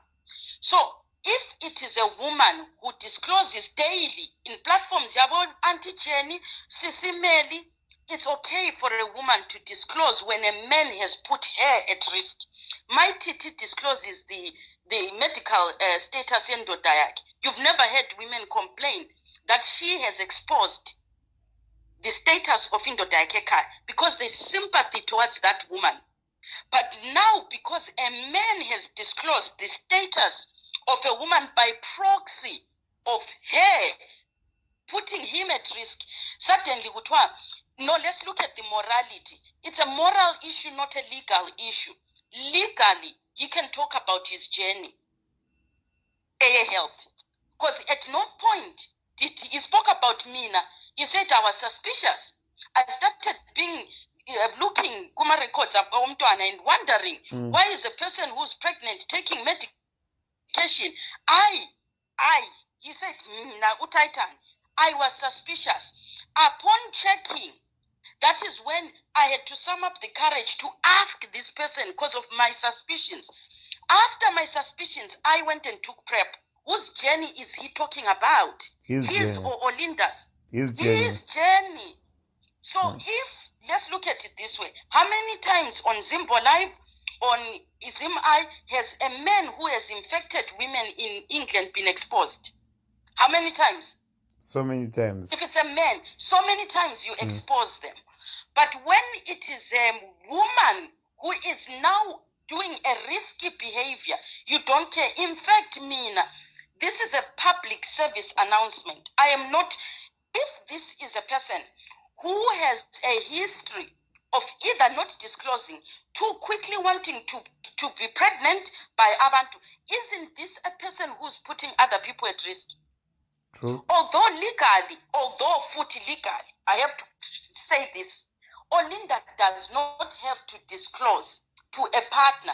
If it's a casual partner, if she's protected, she is, you understand? So, ifi. But let's not come on social media unless we are absolutely sure. And I want someone to prove me wrong. It's just I'm saying, this is my opinion from my research. I have not found where it is illegal for me to say where someone has put me at risk, and I talk about my journey. I talk about mine. If Mina Lawe Mandla, we sleep together today, and you put me at risk, I have every right to come and talk about the risk that you put me through. Anti mkhuluma ngejourney yami. Yeah. Aphosa ngaba lo mkhuhlane because of what my relationship with Mandla almost put me at risk. I had to do this. That's my journey. And at the same time, this idea, yoguti, when Titan speaks, he should have filters. But when Olinda speaks, we can say, she was angry and she said this. Let's say, okay, Titan, in the heat of his upset, is he always supposed to be correct in what he says? How come Olinda, she can make mistakes in speech and you can say, she was in the middle of crying. But when Titan speaks, you are dissecting every single thing that he says because it's a man. He now has to be spot on even in his grief. Has to be spot on. Color of the book, the timeline. Yeah, he should know exactly the date of this. He should have. It doesn't make sense. So we need to balance. So for me, Rumbi, what she did is actually a good lesson for us. Let's not assume things we think are correct, because now it is protecting. People are thinking, if you are putting me at risk, I should constantly be protecting your status. I should protect myself. And I should warn others of the risk you might be placing them if when you are not going to be doing this. I'm a relationship manning of this person with lots of people. I'm not saying people with HIV shouldn't have relationships, don't get me wrong. I'm saying it's not between a legal and a moral issue. Separate. Let's not go telling people uchasungwa for what? I was almost at risk and I took PrEP. Was it not true? Is it not true that I tora PrEP yacho? So what exactly achasungirwa chi? Professionals, employers, organizations, a person who has access to your medical records through confidentiality laws and guidelines cannot disclose. But between partners, ukandisa pa risk, I have the right to talk about the risk I went through. But I'm not saying this is a fact. I'm saying as far as I have searched everywhere, I cannot find where it says a person cannot talk about the journey in their health and the risk that somebody put. The only thing I can find is if someone does not disclose, that person can be prosecuted. That's the only thing I can find. So, I said in previous things, if she is certain that she told him, this should be fought in court. And for Zimbabweans, it will be a lesson for us. If Olinda is right and Titan is wrong, Ngaye and the court, fight this out, bring facts. This idea we do kangaroo courts is the reason in Zimbabwe we never understand facts in the countries that we live. Because we run to my Zimbabweans to come and tell us kangaroo court facts. Rumbi Zai, Titan, Olinda and a legal team, Guy and them court, finish this, finish and clear, and come back and say, now, I won my case based on this. This idea of trying to win us by telling us, Mtemo Wenyika, one of them likes to say it, Mtemo Wenyika, every time you check when she says Mtemo Wenyika says this, it's always not true. Mtemo Wenyika doesn't say what she keeps telling people. Mtemo Wenyika says. The last time she says, Mtemo Wenyika says, if it's Nandi's day, he cannot live here with anybody. That is also not true. Mtemo Wenyika says the father of the child can make an assessment where the child can be babysat. Just like you, Amaive Mana, when you have the child in your home, you have the child babysat. What should stop the father of the child taking the child, dropping to babysitter? So this idea, we threaten each other with Mtemo Wenyika says this, needs to be challenged all the time. God challenge which Mtemo, and if I'm wrong, I also need to be challenged, because at the end of the day, we all will learn what the truth is. It's not about me winning. It's about the facts. The community must know the facts of the countries that they live in. We can't keep threatening each other with I will sue you. Sue each other so that we can all know what is the law. Sue Munu. And stop threatening, I will sue you. Take them to court and prove that you were legally correct. Olinda has said, I will sue.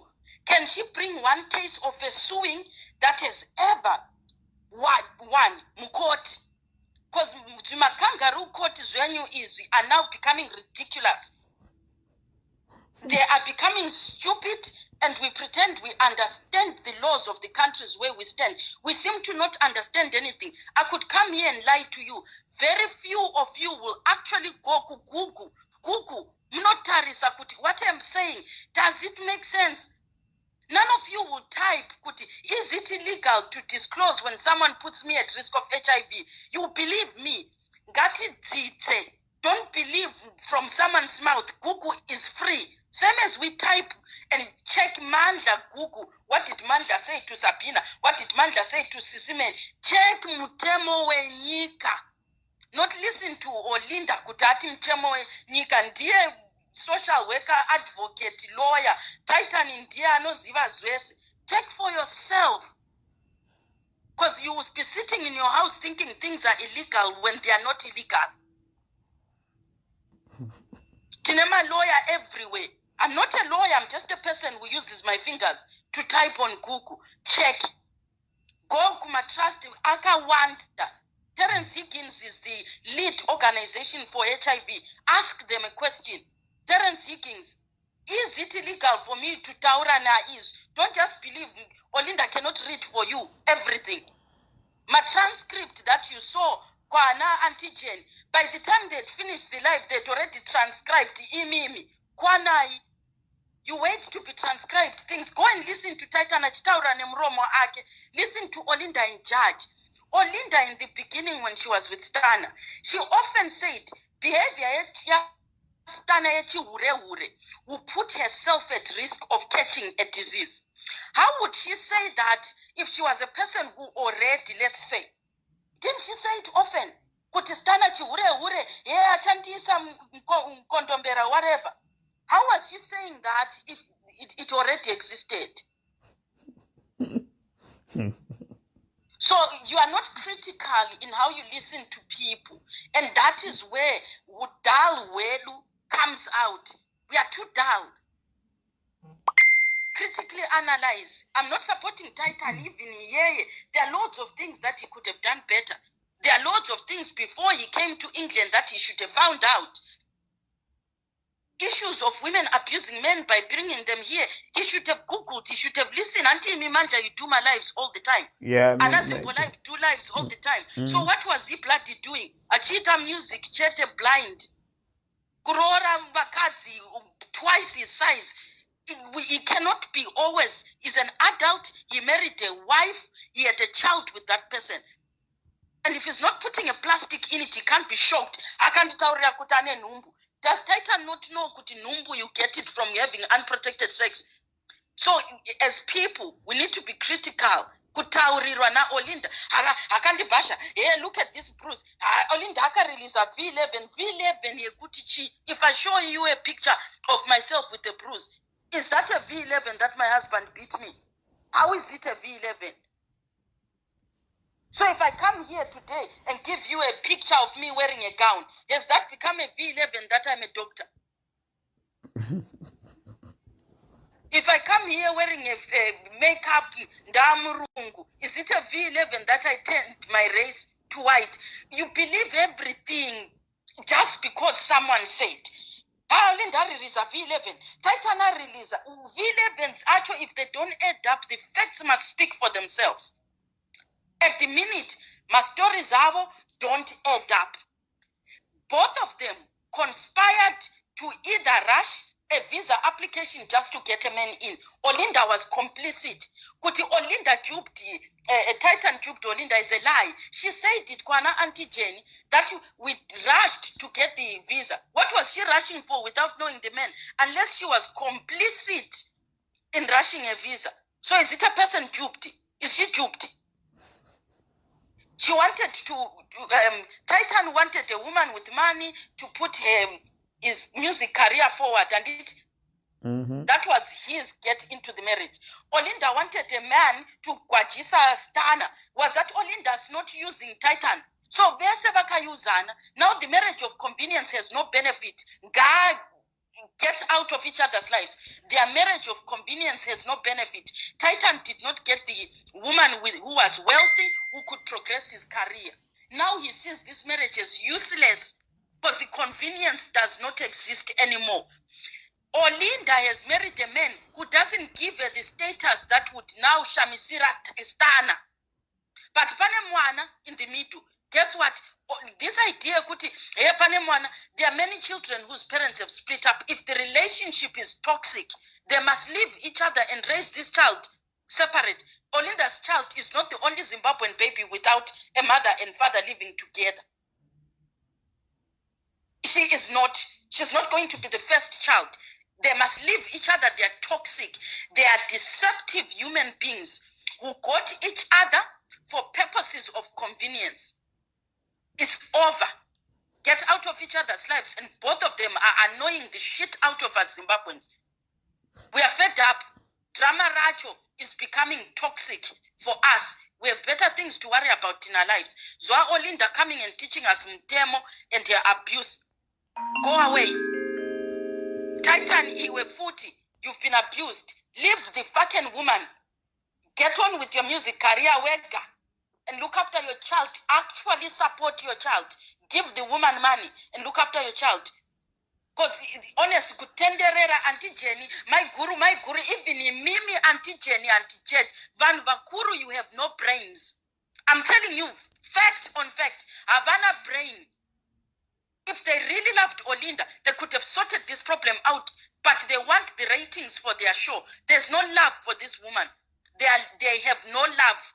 Two men and husband, both of them.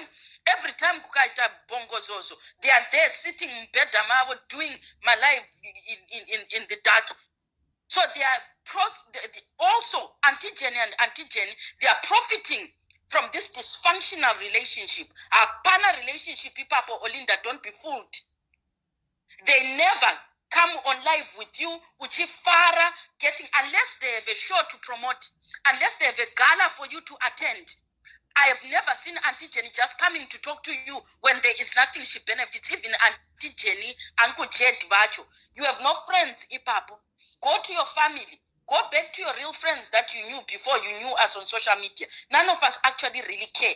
To tell you the truth, none of you people care. Mandla, you don't care about Olinda. Zeshua, after this life, you drink your alcohol and get on with your life. Even in Nini, I only researched about that just for my own benefit because I'm a Nozipaka who needs to know the law. But Zwa Olinda and Titan, they are not my relatives. They can fuck off both of them. But we are fed up. They are taking us for fools. And it's enough. They don't make money out of this. So both of them are as dull as each other. So they shouldn't come here and become clever. They are not making any fucking money out of this. My live, actually millions of 1,000 viewers. So Kutichi, Olinda is a dumb businesswoman. There is no benefit to this social media frenzy she has created. If it was for something, at least we can say she benefited nothing. There is nothing here. Titan, you married a woman who you thought was a businesswoman. She is nobody. You were Auntie Jenny. Stop creating problems for this woman. Let her get on with their lives. It's simple. We are lying to them. We keep lying to them. That's what the problem is. We keep lying. No one cares about these people. None of them care. Rumbi, even you were nobody on social media. Yes, you are somebody in your real life. But since you've attached yourself to another Titan, you are creating a social media. At least you are making money because YouTube, it makes money. You are the only person who's actually profited from this nonsense. But all of you are nonsense. Olinda, you are not a businesswoman. If you are a businesswoman, make this profitable. At least we'll understand you. At the minute, there's nothing you are making from this. Your story has run its course. Make it profitable or go away. It's simple. But that's my 2 cents. There's nothing here. Apana story apa. They are never going to turn out to be an Kardashian or nothing. Apana 0.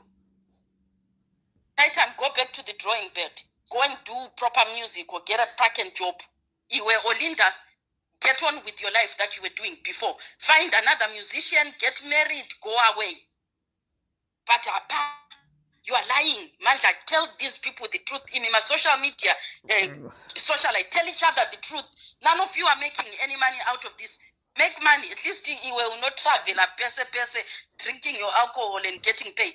But some of you people here are just wasting time. As Isusu, especially my plus 4, my American, my Canadian, Wi-Fi, mahara.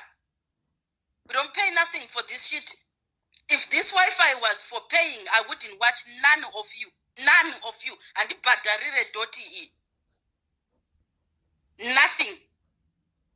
So let's calm down, my Zimbabweans. And get on. Let's start telling each other the truth. As you rai, even Nini, I get told the truth all the time. My voice is annoying, but I need to hear the truth. I can't be allergic to the truth. Truth ayurai. Ainakura munu. But as Zimbabweans, we are too comfortable. Lie. Make these people mean nothing to us. Nothing. Zero. We are not affected by none of this. Kuti pane mwana Olinda. You don't mean it. You don't mean it. Apana mwana Olinda that you care about. Apana. You don't even care about your own children. Takagaram social media all night. If we cared about our own children, why were we not in bed with our own? Now toya pano, mwana Olinda. Go and care about your own children. Some of you didn't even take your children to school this morning. Muchitenderera nyaya Olinda, but you pretend. Pane mwana Olinda, imi kwanai. Serious. Bye-bye. Kona, don't leave us like this now. We want more. Hayi uMandla eqiniso asitshela nini iqiniso Hayi mina yavuma no I'm too for a reason. Akula concern. Ufuna wena ukhulume. Akula concern. Mina ngakhuluma bathi biased. Akula concern. Awukho bias eqinisweni Mandla asikhuluma iqiniso. Istory lesi. Uqeda khona la uyazingenela eshaweni and you get on with your life. Siyabaqambela manga when we say we care, we don't care. Mina qeda khona apha nje le hothi yami iqinise endlala. So iyabona into engikhulumayo. So singabatshela iqiniso maybe Olinda Mzwane yabuya ku live. Sihle sithi Olinda mina ngikubukela ngoba ngi-free. Guess what? If this wasn't free, this Wi-Fi. Angubukeli. And lo mntana akho whether kuthiwa nguNandi pha kumbe kuthiwa mbani ibizo lakhe. I really don't care.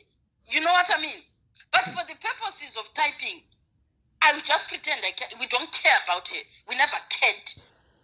Ngabe sasikare ngaye, ngabe kudala sahamlanda endlini yakhe, tried to make their relationship better and Titani sakubisa ngapha eMandebeleni umalume Thamu khona, sakubiza sakumbambatha, we didn't even call you.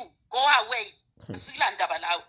Guys, I think after this caller, guys, I'm done, guys. I know you guys keep saying Ed Gordon, but I think after this caller, I am done. I'll try to aid him, but if he doesn't pick up, I am done. I think this is my last caller, guys. She already said everything, guys. So, and I've been here for a long time, and it's time for me to sleep.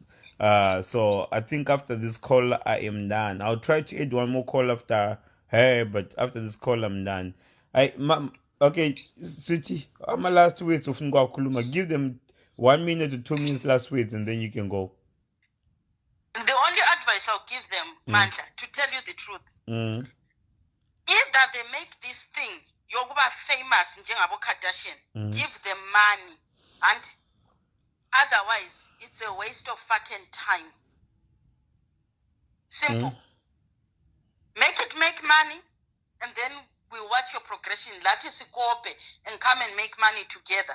But as long as this is free, we are lying to you, we don't give a shit. Sort your own problems and stop telling us what the law is. None of you are actually know. Auntie Jenny, lawyers, I'm sorry. Please. You are advising that woman badly. And Olinda, you are not as clever as you have made Zimbabweans think. You neither are you a businesswoman, so chokwat, because all these things that you are doing don't do anything for you. Concentrate on your children. Concentrate on your own business. This business, yakuto boa. We don't wish you bad, but I give up. It's just not worth it. And I said, thank you, my sister. Ngiyabonga kakhulu. They say that for the first time you made people speak freely. Kuyadaka lokho kwabo bemthu. I know, I Alright. thank you, But my anyway, sister. Ngiyabonga for real. Ngiyabonga kakhulu. And then since I ate one more Yeah, person, then I'm but out. someone okay, but someone check just to confirm that I'm right. Can they check where does it say it's illegal? If you find it, please find my name, send me the link where it is illegal. What Titan did, disclosing his own risk behavior that someone put him through. Where is it illegal? Kupi kwacho, which law? Now those That's all I'm people, interested in. those people keep saying it's illegal. They only listen to what Olinda say. Some of them Yeah, they don't because even have the yeah. data. They don't even have the data to search on Google. Yeah, search, ask somebody if you work with lawyers, if you work, just can somebody, let's clarify this, finish and clear. We can't keep threatening each other. Hey, ucha disclose, hey, ucha disclose. When is a disclosure not allowed? Is a partner not supposed to, you know what I said earlier, no, not record. Can we just check? We can't listen to Odinda. She cannot be Mrs. Santa Claus for giving people presents. She can become a lawyer too, advocate. She can't be everything. She can't tell us everything. Just search for ourselves. Yeah, no, thank you, sweetie. Search for ourselves. Ngiyabonga, sweetie. Let me Alright, add, I think, Gordon, and then I'm done after this. All right. sharp. Sharp, thank you. You guys, okay. Gordon, you haven't texted me, so how am I supposed to aid you? I told you to aid that name. Gordon, ndakudza wangu kuti aid azitarirapo, but I was kuteerera. So if you're not listening, how am I supposed to aid you? Everybody else will send me messages, but besides you. I'll try to aid Gordon, but if it doesn't, I told him to send me a message, but haana kuteerera munhu wacho. Let me try to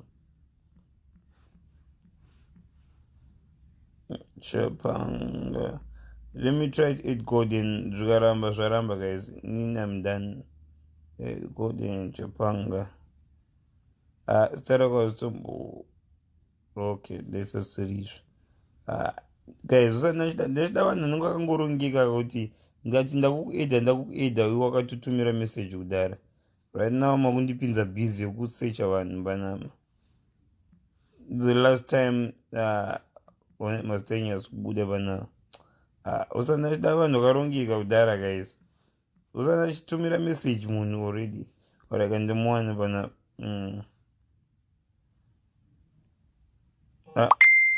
No, musatumire inini message direct. Ndakuzaitumirai pamessage pamunhu akandakanyora. Alright, go and tarisa phone yako in 2 seconds. After that, if you don't respond in 2 seconds, I'm just going to add somebody. Go and tarisa message yako. And then after that, no wonder either. Go and tarisa phone yako in 2 seconds. Pani muna TV. And I need guys. So go and it took forever. I'm about to add this girl. And then after that, no end the wrong. I try, guys. Kana Gordon arikutaza kutara dzira technology abazvongeti. Hello. Hello.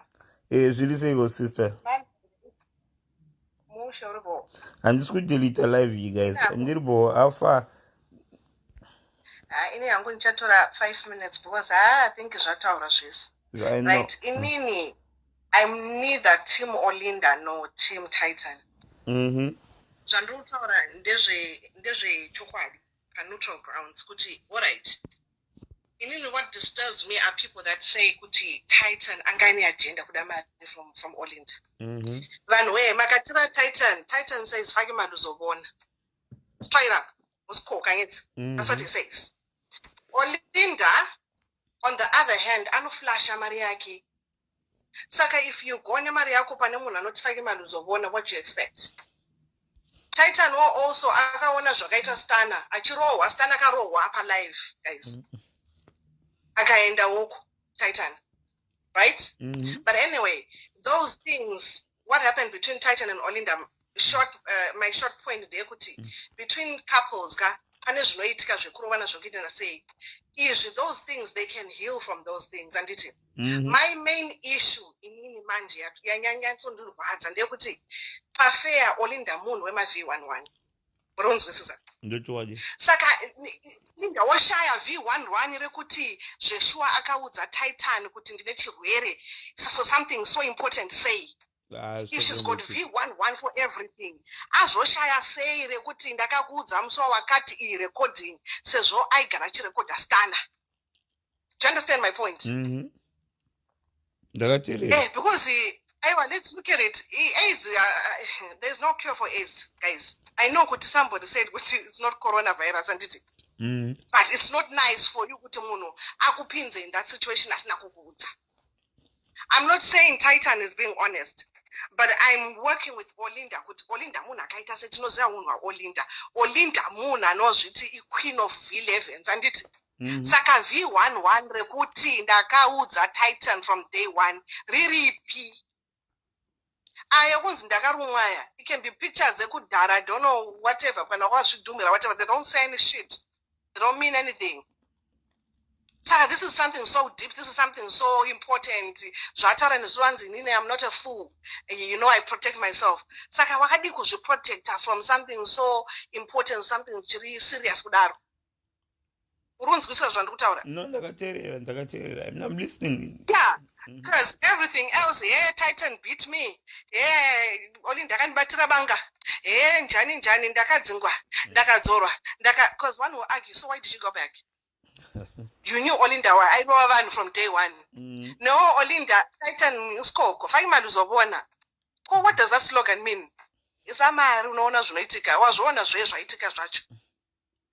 Saka chitaura izvozvo tikutaura nyaya yekuti wapa munhu chirwere usina kutaura kuti iwewe unorwara ipapo ndopandine kwiri ipapo ndopane problem. Zvimwe izvi zvokuti ndakarohwa iwe varume vanogara vakarohwa vakadzi vanorohwa, and this business of feminism kuti vanhu they are so mad and crazy kuti let's stand together because tiri vakadzi. Oh my God, it annoys me to the core.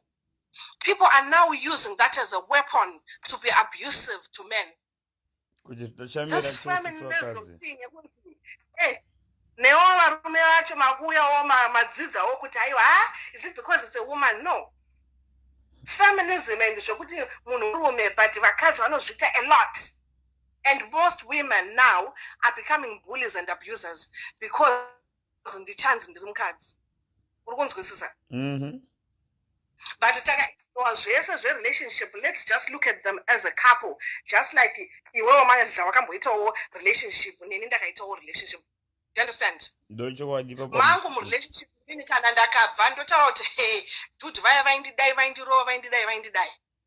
No, Olinda munhu wewe unogara uri number 1 kuya pa social media pa wakaita zvese izvozvo wakadi kunoreportawo. Why did you let Titan report you first? Iwe wakangwarisa kudaro. Andi zvastana akatanga kuripota ndiye Olinda zvese.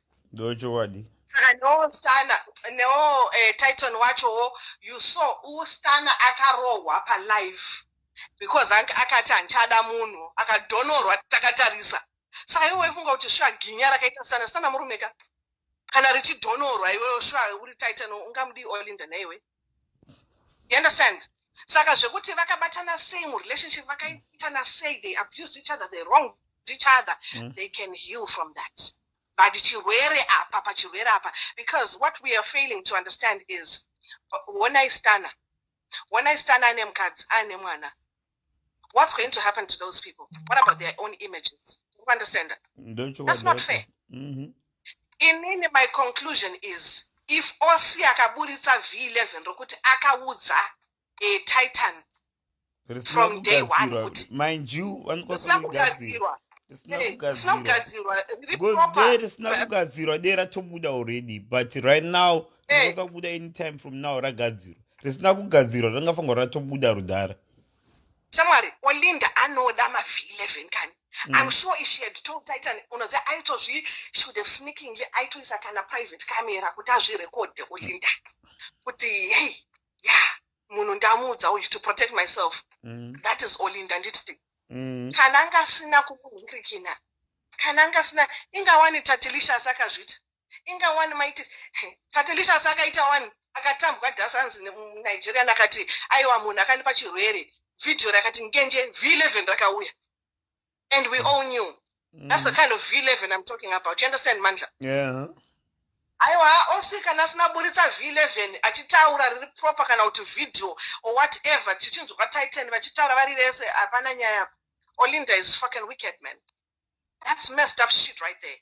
Zvimwe zvokunzi akanditorera banga yakandipa kabruise iwe they can heal from that. And inini Olinda ane utsinye because you bring in an innocent child in a relationship yakadaro yauno builder iwewe on false foundation uchinyepa apo iwewe you're protecting your child at the same time you are infecting my father. Mwana wako anozokutarisa sei uri mukadzi. Come on, man. Ipapo chete ndapedza manje.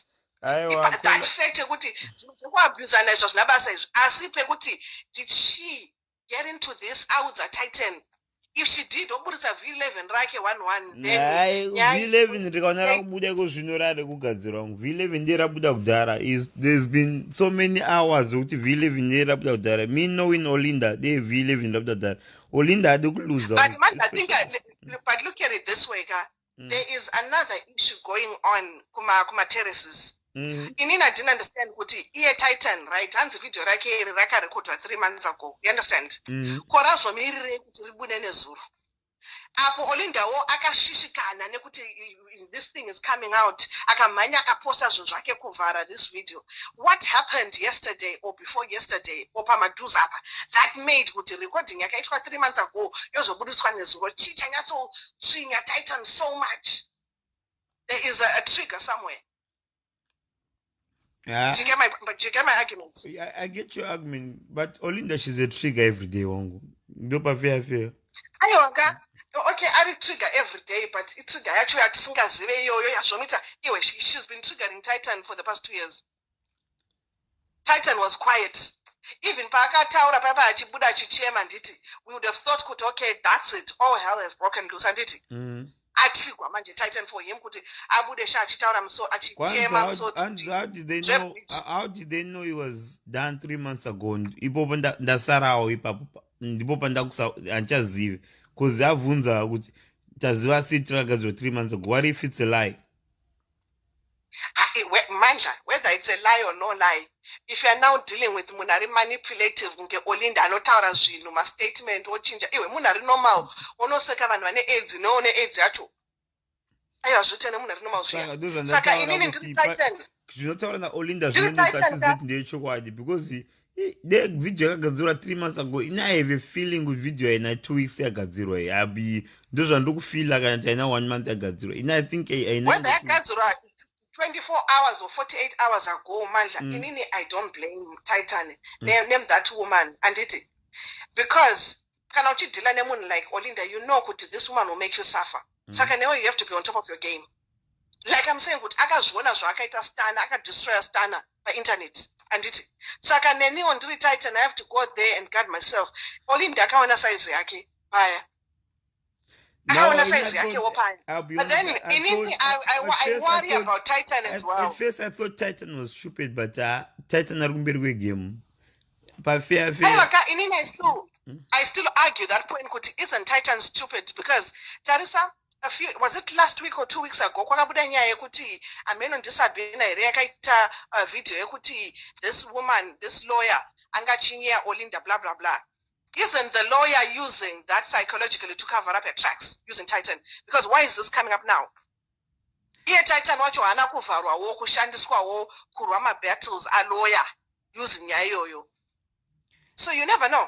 Was we you never know wangu nyaya bari kutenderera but I'm glad Titan stood up for himself. Tikada utatadze vamwe nyaya vamwe bari panzika chinorasika pa track. That's how smart Olinda is. Inini ndakatarisa chako adika they are Olinda na Titan. Ya lawyer and nabasa na ndimzive and I don't even need to know her. Inini ono ndakatarisana na ndi Olinda na Titan. Zvataura na Titan na chataka Olinda ndizvo ndakatarisana nazvo. Because ndikatarisa dzivamwe paside ndinopesa ndarisika tricking nyaya.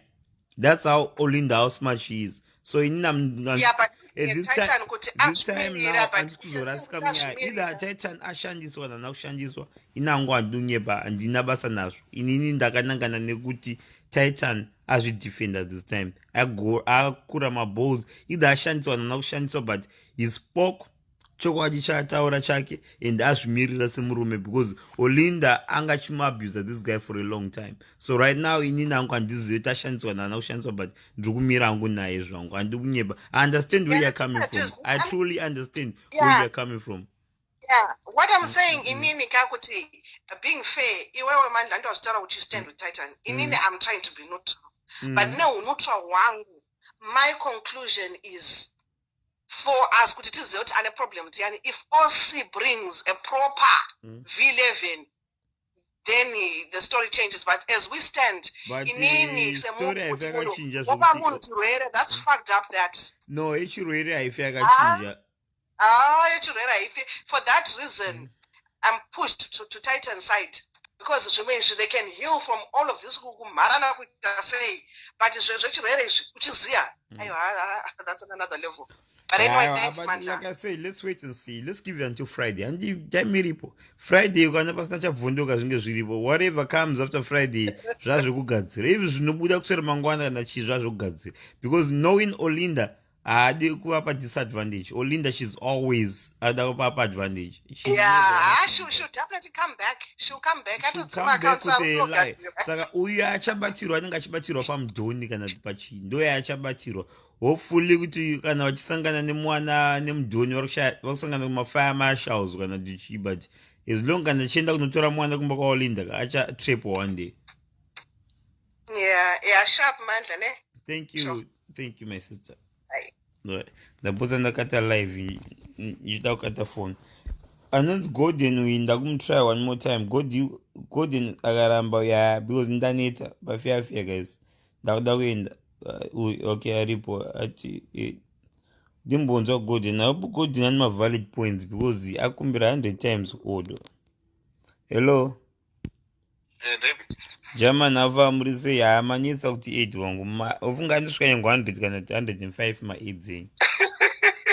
Aiwa German nini yangu nyaya it's a small one and sinomboda kutaura zvakawanda. Okay, what's up?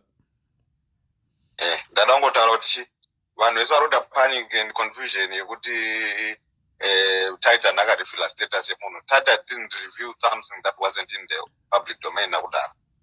Problem yevanhu ndeyekuti when these things are said, vanhu vanomhanyira kutora side remunhu, and therefore mosiya facts or alleged facts at the time. Muna 2017 akaita chimoto chaOlinda naStana, I think Viomark through website yake yenzi Muso Zimbabwe akaexpose status yemunhu. If you Google, ukaenda paGoogle ukanogoogla Olinda HIV Muso Zimbabwe uneona nyaya yacho iripo paFacebook. Problem Muso Zimbabwe anongoti munhu usari celebrity ane AIDS. Inga inini ukagoogle inini 2017 ndine AIDS.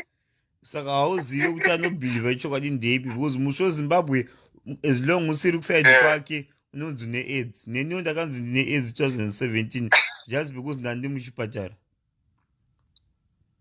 But do you get my point? I get your point zvako, but Muso Zimbabwe is bullshit website here. Haisi yekutevera here. Right? I get what I get what you are saying, Babuti, it's an unreliable source. Yeah. But my point is based on the fact that once that is out there, right, Titan can be accused then of revealing a status that is already in the public domain. Whether people believed it or not at the time is irrelevant. At one. Saka, in my view, he did not break any laws because it's really on the internet already. Whether when it was said at the time it was true or not, it was up to the parties to sue or to dispute it, and they didn't. Do you understand? You are disputed. I'm HIV positive and I'm not. But when this person mentioned it about Olinda at the time, the facts were not disputed because people were concentrating on what she was manipulating people to look at and on. So legally, Titan, in my opinion, has not reviewed anything that's not already on the public domain. Arutaura zvinhu zvagara zviri pawebsite. It's on record. If you Google it, you'll find it.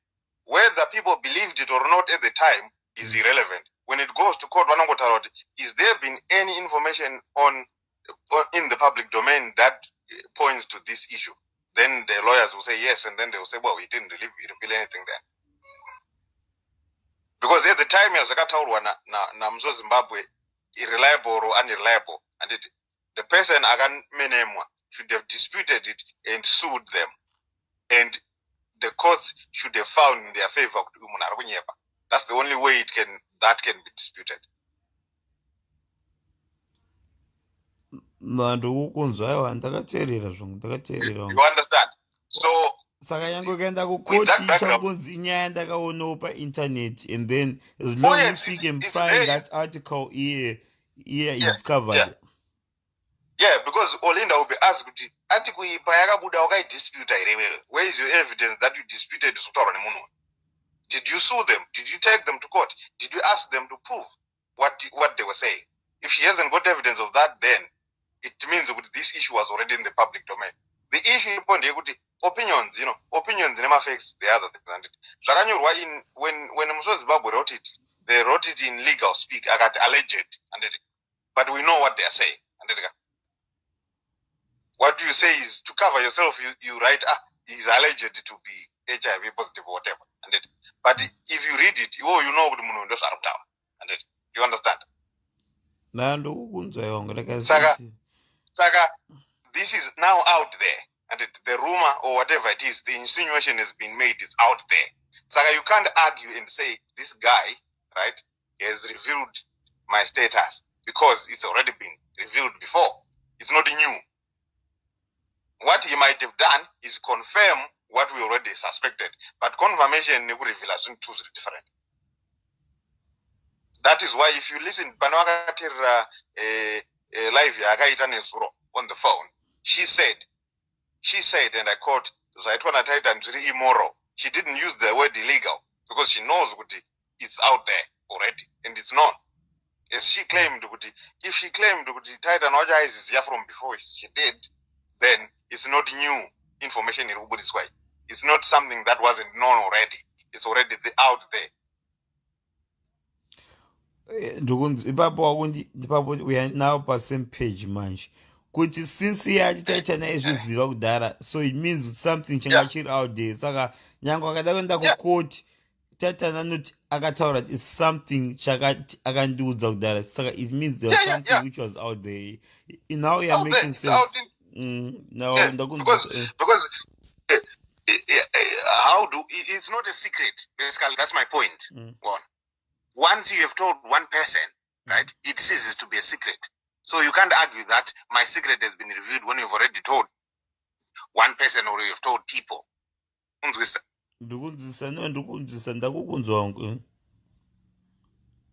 she claimed yesterday on the live that she did was akaenda kuma hospitals, a lot of people knew about it, and so therefore she can't then turn around and claim that it was a secret when all these people that have been mentioned, whether medical practitioners or not, already knew about it. So it was out there. It's just that the wider public, when Mzo Zimbabwe mentioned it, for reasons the Otaureo didn't believe it, but that's something else. Just because you didn't believe something doesn't mean it's not true. In the same vein that just because somebody says something, that doesn't mean it's true. So when Mzo Zimbabwe mentioned about you disputed it and said, can you prove it? And it. But when Mzo Zimbabwe mentioned it about her, knowing her as we do, why didn't she take them to court? Why didn't she sue them? Why didn't she do these things? She's clear. She didn't, because she probably knew it was true anyway. So it's been out in the public domain. The fact that people didn't know about it is another matter altogether. And on vice this is always because they weren't following the issues or they chose not to believe what was being said. But that doesn't mean it wasn't true. That's my point. That's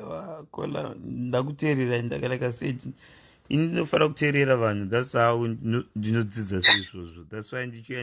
So my only point that I'm making that people have missed is, yes, it's probably immoral. Should he have done that?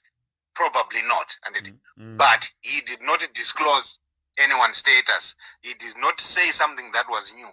He did not say things that weren't already known. People might not have believed it, or the wider population or the wider people might not have known about it, but that doesn't mean it's not in the public domain.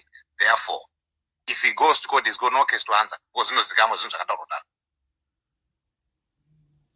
Ndokukunzwa wangu, ndakateerera.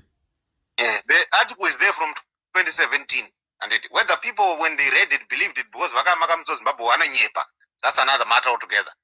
Just because someone is unreliable and they've said some false in the past doesn't mean when they say something that is true, it's not true. We might choose not to believe it, but that doesn't change the fact. Ndokukunzwa I'll tell you, like sokutaura kwandataura wangu personally muso Zimbabwe yakaaccusa vanhu vamwe about vanhu vandoziva kana as long uri celebrity watomboaccusa kana uri celebrity pafacebook watomboaccusa pana muso Zimbabwe kuti yanorwara nechichi. Like I said, inini ndakavaprove Credibility yake chete. Yeah, credibility yake ndo inenge head question, and that's questions their credibility, but that doesn't detract from the fact that when they mentioned it about that person, they were telling the truth, because now the truth has been confirmed. You understand my point? No, ipapo ndokukunzwa wangu. Like I said, I hear you, but ndokukunzwa wangu, but like they might not be a reliable witness in court because of history kunyepa. But that doesn't mean when they said it at the time they were lying. That's my point. Yeah, like I said, but I thank you, mune point caller, but unfortunately you're the last caller for the night, Wango. Yeah, boy, thanks. I thank you, guys. Tambo Chandara, I good night. Nukdai Mose, and Dugunyepirai. I love you all. Ndazama vanhu ndakuudza chitumirai message pane message usarakandakanyorwa, but you failed to do that. But anyway, ndinokudai guys, and aiwa rarai zvakanaka, tambotandara guys, rekandirare ini hope dzandigara guys, ndazama kuti as much fair as I can, but aiwa rekandichirara kuzopesera zvakubohwa. Ndokudai mose.